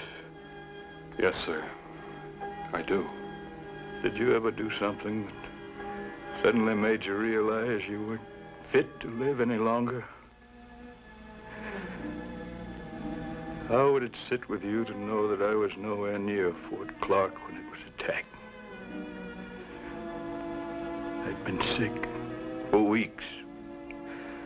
The time came when I couldn't stand it any longer. The medical corpsman at the fort couldn't help me. I thought it would be safe to chance a trip to a doctor. Safe. Half the Cheyenne tribe just over the hills, and I thought it would be safe. But you didn't know. I should have known. I knew the Indians wanted that fort. A good commander would have known where and when they would attack. They saw me go. When I left the fort, there were 3 of them on a hill over the trail. Those 3 Indians were Cheyenne scouts. They saw the commanding general leave the fort. 3 hours later, they attacked. General, that's not the reason. When I learned, I went back and I saw every single man killed. Everyone burned, mutilated. William, please. And the finest part of my triumph, when I tried to report, they were saying I was a hero. I had made the great sacrifice. The gallant commander died at the head of his garrison. I couldn't face anyone after that. I came back here to die. I've been dead ever since.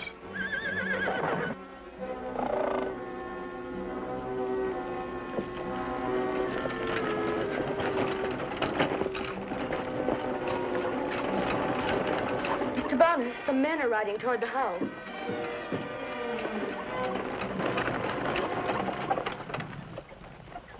Mrs. Guilford! I'm afraid they mean business. I'll talk to them.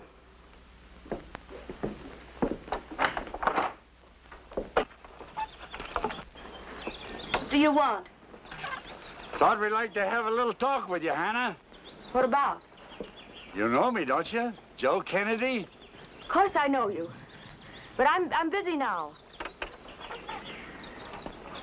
Hannah, we came all the way out here just to see you. You know we're only interested in your welfare. Well, that's very kind of you, but... I'm not going to hurt you. Not a bit. Now, Hannah, I want you to hear me out carefully. Now, all we're thinking about is what's best for you. You know that, don't you? Well, yes. Sure you do. The point is, Hannah, it's not good for you to live this way.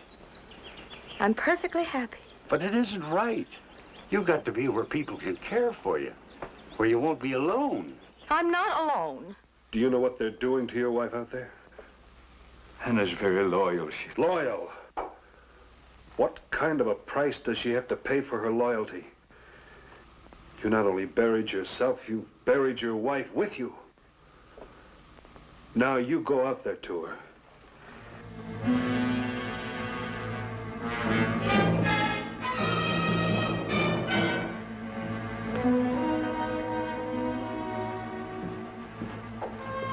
Stand up.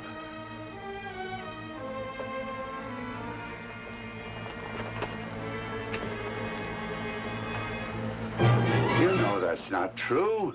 That's what you've got to understand, Hannah. Let go. The general's not here. He was killed in that massacre. Let go my arm, Mr. Kennedy. Bob! Will! Honest, no use Will, to come fight. and help me! We're going to take Will! Will, come and show him! Can't help you. He's dead. He's not dead. Let me go. Will!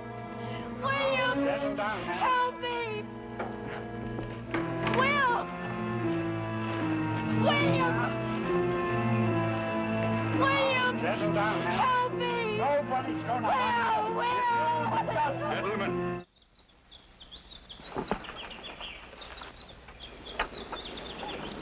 Leave my wife alone. There's no reason for my wife to be tormented, gentlemen. Not any longer.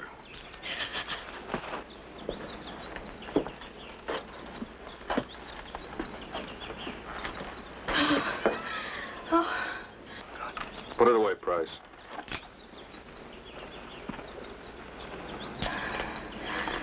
Oh.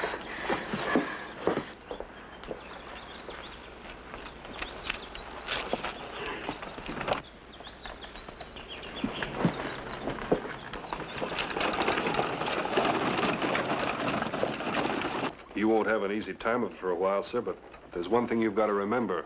No one blames you. I know better, Bent. I'm telling you the truth. The Army held an investigation of the Fort Clark massacre 3, maybe 4 years ago. Did you see the testimony? I was there. I heard it. That's why I know you were cleared. Even if you hadn't left the fort, the Indians would have destroyed it. They came in from the north in greater numbers than ever before. The court agreed it was only because of the defenses that you erected that it held out as long as it did. Otherwise, the Indians would surely have gone on to burn Minton. You see, William, you did save the town. In the eyes of everyone concerned, you're a hero, alive or dead. Thank you, Mr. Bonner. I'll be going along. Can't you stay with us for a while? You'll have plenty of company. Both of you.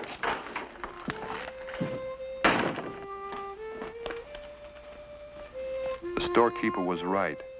A town has to have someone to laugh at. But it needs someone to admire, too. And once they got to know each other, Minton would be looking up to the general the way it always had. And to the general's wife.